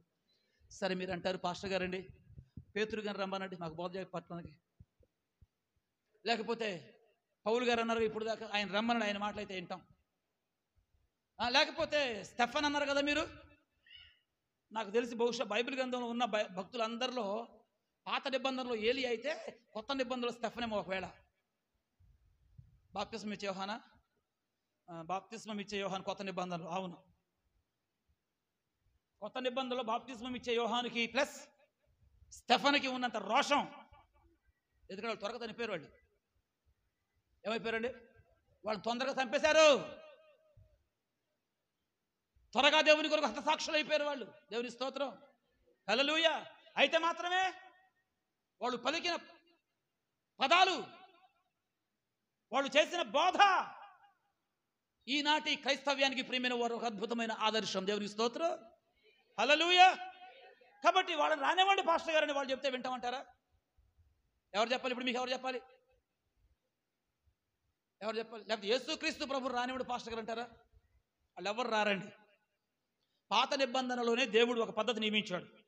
ఏమిటా పద్ధతి అని అంటే రెండు మాటలు మీకు నేను జ్ఞాపకం చేస్తాను. ఒకసారి దైవ గ్రంథమైన బైబిల్లో ద్వితీయోపదేశ కాండం 18వ అధ్యాయము ఒకసారి 18వ వచనం చదవండి. ద్వితీయోపదేశ కాండం 18వ అధ్యాయం 18వ వచనం. వారి సహోదరులలో నుండి నీ వంటి ప్రవక్తను వారి కొరకు పుట్టించెదను, అతని నోట నా మాటలను ఉంచుదును, నేను అతనికి ఆజ్ఞాపించినది యావత్తును అతడు వారితో చెప్పును. ఒకసారి దేవుని స్తోత్రం చెప్పండి. ఏం చెప్పాలి? దేవుడు అంటున్నాడు, ఓ ఇశ్రాయేలు సర్వ సమాజమా వినండి, మీరు ముక్తిలోనికి ప్రవేశించాలి, గమ్యం చేరాలి. నిత్యత్వాన్ని సొంతం చేసుకోవాలి అంటే అక్కడ వాళ్ళకున్న పరిస్థితిని బట్టి మీరు కానాను ప్రవేశించాలి. అది పాలు తేనె ప్రవహించే ఉజ్వల దేశం. అక్కడ మీ కొరకు కట్టని ఇండ్లు ఉన్నాయి, మీరు నాటని తోటలు ఉన్నాయి, మీరు త్రవ్వని బావులు ఉన్నాయి. పాలు తేనె అక్కడ ప్రవహిస్తూ ఉంది. అది సత్తువ కలిగిన భూమి. మీరందులోకి ప్రవేశించాలి. మీరందులోకి ప్రవేశించాలి అని చెప్పేసానంటే మీరందరూ కూడా యాత్రికులుగా ఉండాలి. మీరందరూ యాత్రికులుగా ఉన్నప్పుడు మిమ్మల్ని మార్గదర్శకం చేయడానికి ఏం చేస్తా నేను? పరలోకం నుంచి దూతను పంపుతాను అలా దేవుడు అక్కడ. మరి ఏమన్నాడు? వారి సహోదరులలో నుండి నీ వంటి ప్రవక్తను వారి కొరకు పుట్టిస్తా. దేవుని స్తోత్రం. ఏం చేస్తాను? ఎవరిని? ఒక ప్రవక్తను పుట్టిస్తా. ఎక్కడ నుండి? వారి సహోదరులలో నుండి. వారి సహోదరులలో నుండి ఒక ప్రవక్తను పుట్టిస్తా నేను. పుట్టించినటువంటి ప్రవక్త అయితే ఎవరైతే ఉన్నారో వారి నోట నా మాటలను ఉంచుదును. దేవునికి స్తోత్రం. చెబుదాం గట్టిగా ఒకసారి. దేవుడు అంటున్న మాట, ప్రవక్తను పుట్టిస్తా. పుట్టించిన ప్రవక్త నోట ఏముంచుతాను? నా మాటలు ఉంచుతాను. ఆ మాటలన్నీ కూడా ఏం చేస్తాడు అతడు? మీకు నేర్పిస్తాడు. అక్కడే 16వ వచనం ఉంటుంది ఆ మాట కూడా. 16వ వచనంలో ఈ గొప్ప అగ్ని నాకు ఇంకను కనబడకుండునుగా అని చెప్పితిని. ఆ సమయమున నీ దేవుడైన యెహోవా నీవు అడిగిన వాటినన్నిటి చొప్పున నీ దేవుడైన యెహోవా నీ మధ్యను నా వంటి ప్రవక్తను నీ సహోదరులలో నీ కొరకు పుట్టించును. ఆయన మాట చెప్పండి, ఏం చేయాలి? వినవలెను. ఎవరి మాట వినాలి? చెప్పండి. ఎవరు ప్రవక్త? ఎవరు? ఇప్పుడు మీ మధ్యన నా వంటి ప్రవక్తను నీ సహోదరులలో నీ కొరకు పుట్టించును. దేవుని స్తోత్రం. ఎవరు పుట్టిస్తాడంటే దేవుడు? నీ సహోదరులలో నుండి నీ కొరకు దేవుడు ఎవరిని పుట్టిస్తానన్నాడు? ఒక ప్రవక్తను పుట్టిస్తాను. దేవునికి స్తోత్రం. అవును, బైబిల్ గ్రంథంలో ఎంతో మంది ప్రవక్తలను దేవుడు పుట్టించాడు. పుట్టింపబడిన ప్రవక్తలు ప్రవచించారు.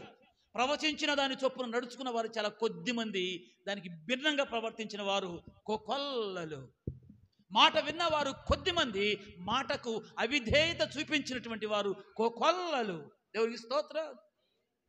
ఆ రోజు మొదలుకొని ఈ రోజు వరకు దేవుడు తన ప్రతినిధులుగా దేవుడు పుట్టిస్తున్నాడు. ప్రవక్తలను పుట్టిస్తున్నాడు, అపోస్తులను పుట్టిస్తున్నాడు, ఉపదేశకులను పుట్టిస్తున్నాడు, సువార్తికులను పుట్టిస్తున్నాడు, కాపరులను. దేవునికి స్తోత్రాలు. హల్లెలూయా. దేవుడు మిమ్మల్ని ప్రేమించి ఏమండి అతిశయంతో కాదు కానీ ఒకవేళ నన్ను పుట్టించాడేమో, మమ్మల్ని పుట్టించాడేమో. ఎందుకు? మీకు ప్రవక్తలుగా ఉండి ప్రవచించడానికి దేవుని యొక్క వాక్యాన్ని. ఎందుకు? కాపరిగా ఉండి మిమ్మల్ని కాయడానికి. ఎందుకు? ఉపదేశకులుగా ఉండి దేవుని యొక్క వాక్యాన్ని ఉపదేశించడానికి. ఎందుకు? దేవుని యొక్క వాక్యము ఉన్నట్టుగా మీకు ప్రకటించడానికి. దేవునికి స్తోత్రం కలుగునుగాక. హల్లెలూయా. లేకపోతే పాస్టర్ గారండి మీరు కాదండి, అసలు ఆయన అయితే ఇట్టంట, అసలు ఆయన డ్రెస్ కోడ్ అంట, అసలు ఆయన షూట్ అంట, ఆయన బూట్ అంట, ఆయన టై అంట, ఆయన అబ్బో అసలు ఆయనండి పాస్టర్ అంటే అంటారా? ఏమంటారు? ఏమండి? రండి ఒకసారి మలాకీ గ్రంథం ఈ మాట కూడా చదవడం మనం ప్రార్థన చేసుకుందాం. 2వ అధ్యాయము మలాకీ గ్రంథము 2వ అధ్యాయము 7వ వాక్యం చదువు ఒకసారి. యాజకులు సైన్యములకు అధిపతియగు యెహోవా దూతలు గనుక జనులు వారి నోట ధర్మశాస్త్ర విధులను నేర్చుకొందురు. వారు జ్ఞానమును బట్టి బోధింపవలెను. హల్లెలూయా. యాజకులు ఎవరు? సేవకులు ఎవరు? పాస్టర్లు అంటే ఎవరు? ఏమండి మీకెవరో మరి దేవుడు అంటున్నాడు, వారి నోట ఏముంచాను నేను? ధర్మశాస్త్రాన్ని ఉంచాను, దేవుని యొక్క వాక్యాన్ని పెట్టాను, వారికి బాగా నూరు పోసాను, వారికి నేను తరిపేదనిచ్చాను, వారికి నేను నేర్పించాను. వారికి నేను ఏది నేర్పించానో నా జనులైనటువంటి మీకును వారు దానినే నేర్పించవలసి ఉంది. దేవునికి స్తోత్రం కలుగును గాక. హల్లెలూయా. కాబట్టి దేవుని సేవకులు ఎవరైతే ఉంటున్నారో, యాజకులు ఎవరైతే ఉంటున్నారో, ప్రతిష్ఠింపబడిన వారు ఎవరైతే ఉంటున్నారో, ఏర్పరచబడిన వారు ఎవరైతే ఉంటున్నారో, క్రీస్తునందు ప్రియమైన వారు దేవుడు ఎక్కడ వారిని పెట్టాడో అక్కడ ఉన్న ప్రజలను దేవుడు ప్రేమిస్తున్నాడని ప్రజలు గుర్తెరిగి వారి నోట దేవుడు ఉంచినటువంటి ఈ ధర్మశాస్త్రాన్ని, ఈ దేవుని యొక్క వాక్యాన్ని శ్రద్ధగా విని దానిని అంగీకరించి దానిని అనుసరించి బ్రతకగలిగితే క్రీస్తునందు ప్రియమైన వారులరా మనమందరం కూడా పరలోక రాజ్య వారసులమైపోతాము. దేవునికి స్తోత్రం. హల్లెలూయా, హల్లెలూయా. చెప్పండి, ఇప్పుడు ప్రజలు ఎవరి మాట వినాలి? ప్రజలు ఎవరి మాట వినాలి? ఏమండి, క్రైస్తవులు ఎవరి మాట వినాలి? లేక విశ్వాసులు ఎవరి మాట వినాలి? సంఘానికి వచ్చేటటువంటి దేవుని బిడ్డలు ఎవరి మాట వినాలి? చెప్పరే అమ్మా. ఎందుకు వినాలి? ఎందుకు వినాలి? దైవ రాజ్య ప్రాప్తి వారు కలిగి ఉండునట్లుగా తెలుసుకోవలసిన నియమాలు, నిబంధనలు, కట్టడలు ఇవన్నీ కూడా విని దానిని గనుక అనుసరించి జీవించగలిగితే తద్వారా దేవుని రాజ్యం వారి స్వంతమైపోతుంది. దేవుని స్తోత్రం కలుగునగాక. హల్లెలూయా. కాబట్టి వినాలి. వినేవారికి ఏ మనసు ఉండాలి? ఏమండి, వెర్రి కోపం తెచ్చుకునే మనసు ఉండాలా? కోపం తెచ్చుకునే మనసు ఉండాలా? అతి ఉగ్రులైపోవాలా? ఉగ్ర రూపం దాల్చాలా? ఏమంటే మండిపడాలా? మరేం కావాలి? ఏమంటే మీరు మండిపడ్డారనుకోండి, మీకు ఏమైనా చెప్పగలనా నేను? ఏమంటే మీకు వెర్రి కోపం ఉందనుకోండి, మీకు ఏమైనా చెప్పగలనా నేను? నేను చెప్తున్నా కూడా మీరు వినరు దాన్ని. మీరు వినకపోతే మీకు ప్రయోజనం లేదు. విన్న దానిని మీరు అంగీకరించకపోతే ప్రయోజనం లేదు. అంగీకరించిన దాని ప్రకారం మీ జీవితాన్ని అన్వయించుకోకపోతే ప్రయోజనం ఏమాత్రం కూడా లేదు. కాబట్టి మనం ఏం వినాలి? ఇప్పుడు దేవుని వాక్యాన్ని వినాలి. ఎందుకు వినాలయ్యా అని చెప్పేస్తానంటే, ఈ వాక్యమే మనలను పరిశుద్ధపరిచేది, ఈ వాక్యమే మనలను విధేయులుగా మార్చేది, ఈ వాక్యమే మనలను పరలోకం కోసం సిద్ధపరిచేది. దేవుని స్తోత్రం కలుగునుగాక. అందుచేత దేవుని యొక్క వాక్యాన్ని అత్యంత శ్రద్ధాసక్తులతో విందుముగాక, విన్న దానిని అన్వయించుకొందుముగాక, ఆ ప్రకారమే బ్రతుకుదుముగాక. ఎంతమందికి ఇష్టం? నిండిన మమ్ము దీపము వంటి వాక్యమే కల్వరికి నడిపించి కలుషములను తొలగించి, కల్వరికి నడిపించి కలుషములను తొలగించి మా హృదయము వెలిగించెను. మా హృదయము వెలిగించెను. దేవాని దివ్య వాక్య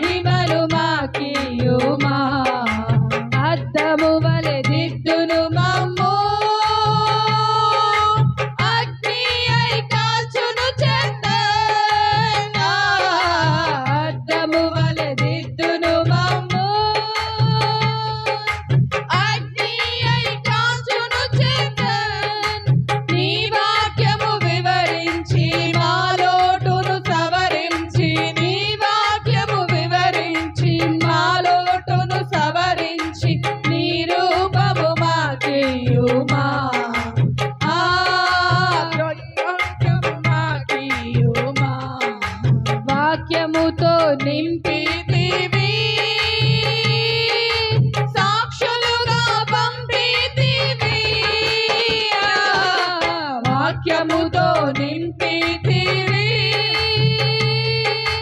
సాక్షులుగా పంపితివి. నీ చేతిలో మము దాచి, నీ చూపుతో మము కాచి, నీ చేతిలో మము దాచి, నీ చూపుతో మము కాచి, నీ సన్నిధి మాకియుమా, నీ సన్నిధి మాకియుమా. యేసయ్యా, నీకు స్తోత్రం స్తోత్రం స్తోత్రం నాయనా. మీరు మాతో మాట్లాడిన మీ శ్రేష్టమైన సంగతులన్నిటిని బట్టి మిమ్మల్ని స్తుతిస్తున్నానయ్యా. దేవా, నీకు వందనాలు. నీ వాక్యం ఎలాంటిదో మాతో మాట్లాడావు. ఎముకలను కీళ్లను విభజించినంతగా మట్టుకు దూరి దేవా, మా హృదయమును తలంపులను శోధించే నీ వాక్యం ఖడ్గము వంటిదయ్యా, వాడి అయిన ఖడ్గము. దేవా, ఆనాటి నుండి ఈనాటి వరకు మీరు మాతో మాట్లాడుతున్నారు. ఆనాటి ప్రజలు ప్రభువా మీ వాక్యము మీ మాటలు బోధించబడినప్పుడు దేవా, స్టెఫను మీద ఎలాగో పండ్లు కొరికారు, కోపంతో మండిపడ్డారు. పౌలు మీద ఎలా కోపగించుకున్నారో దేవా, మీ మీద ఎలా కోపగించుకున్నారో యేసు, అలాంటి వారి వలె మేము ఉండకుండగా దేవా, పేతురు గారు ఎలా బోధించారో ఆ రోజున 3,000 మంది హృదయములో నొచ్చుకొని మారు మనసు పాపక్షమాపణ పొందారు, సంఘములో చేర్చబడ్డారు. ఆనాటి నుండి మీ వాక్య ప్రకారము నడుచుకుంటూ అపోస్తుల బోధ యందును, సహవాసమందును, రొట్టె విరుచుట యందును, ప్రార్థన చేయుట యందును ఎడతెగక ఎలా ఉన్నారో మేము కూడా అలాగున ఉండటానికి మీరు సహాయం చేయండి. ఈ దినమున ప్రభువ మా హృదయాలను మీకు సమర్పిస్తున్నామయ్యా. దేవా, సమర్పిస్తున్న ప్రతి ఒక్కరిని మీరు జ్ఞాపకం చేసుకోండి. తీసుకొచ్చిన ప్రతి వారిని మీరు జ్ఞాపకం చేసుకోండి. ఇంతవరకు ప్రభువ దేవా, మీ బిడ్డలు నైనా ఒకవేళ తెలియక మీ వాక్యానికి వ్యసనపడి, మీ వాక్యానికి ఆ ధనవంతునిలాగా వ్యసనపడి వెళ్ళిపోయి మరెన్నడూ కనపడకుండా అయిపోయారేమో. అలాంటి వారు సంఘములో నైనా ఉండకుండా పోలేదయ్యా. దేవా, ఇప్పుడున్న ప్రతి ఒక్క బిడ్డను మీరు జ్ఞాపకం చేసుకోండి. వాక్యానికి విధేయులు అవ్వడానికి మీరు సహాయం చేయండి.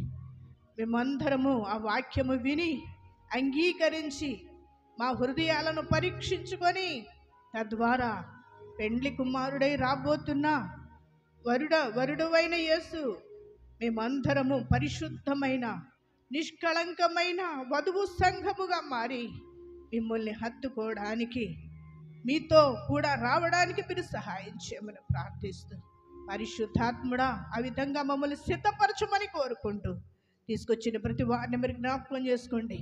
ఈ వారమంతయు కాపాడారు, మీకు స్తోత్రాలు నైనా. వచ్చే వారమంతయు మీరు కాపాడండి, పనులలో మీరు తోడుగా ఉండండి, క్షేమాన్ని ప్రసాదించమని ప్రార్థిస్తున్నాం. మరింతగా ఆధ్యాత్మికంగా వారి జీవితాలు ప్రభువా మీకు పునరంకితం చేసుకోవడానికి మీరు సహాయం చేయండి. వారి వ్యాపారాలను, ఉద్యోగాలను ప్రభువా చేతి పనులన్నిటిని మీరు దీవించమని ప్రార్థిస్తున్నాం. వారి బిడ్డల చదువులో నైనా, ఉద్యోగాల్లో, రాకపోకలన్నిటిలో మీరు తోడై ఉండి మీ ఘననామాన్ని మహిమపరచుకోమని ప్రార్థిస్తూ యేసు ప్రభు పరిశుద్ధ నామమున అడిగి వేడుకుంటున్నాము తండ్రి, ఆమేన్. ఇప్పుడు మన ప్రియ పరమ తండ్రి అయినటువంటి దేవాది దేవుని దివ్యమైన దయ, రక్షకుడు ప్రభు అయిన యేసుక్రీస్తు వారి యొక్క ఉన్నతమైన కృప, పరిశుద్ధాత్మని యొక్క నిత్య సన్నిధి, సహవాసము, కాపుదల, భద్రత, క్షేమం ఈనాడు ప్రభుని ఆరాధించి తిరిగి వెళుతున్న మనకు, మన వలె ప్రభుని ఆరాధించిన సార్వత్రిక సంఘమంతటికి ప్రభు రాకడ వచ్చే వరకు సదాకాలం ప్రభు సన్నిధి తోడై ఉండి నడిపించును గాక. ఆమేన్. యేసు రక్తమే జయం, శిలువ రక్తమే జయం. ప్రభుయేసు నామానికి సంపూర్ణమైన విజయము కలుగును గాక.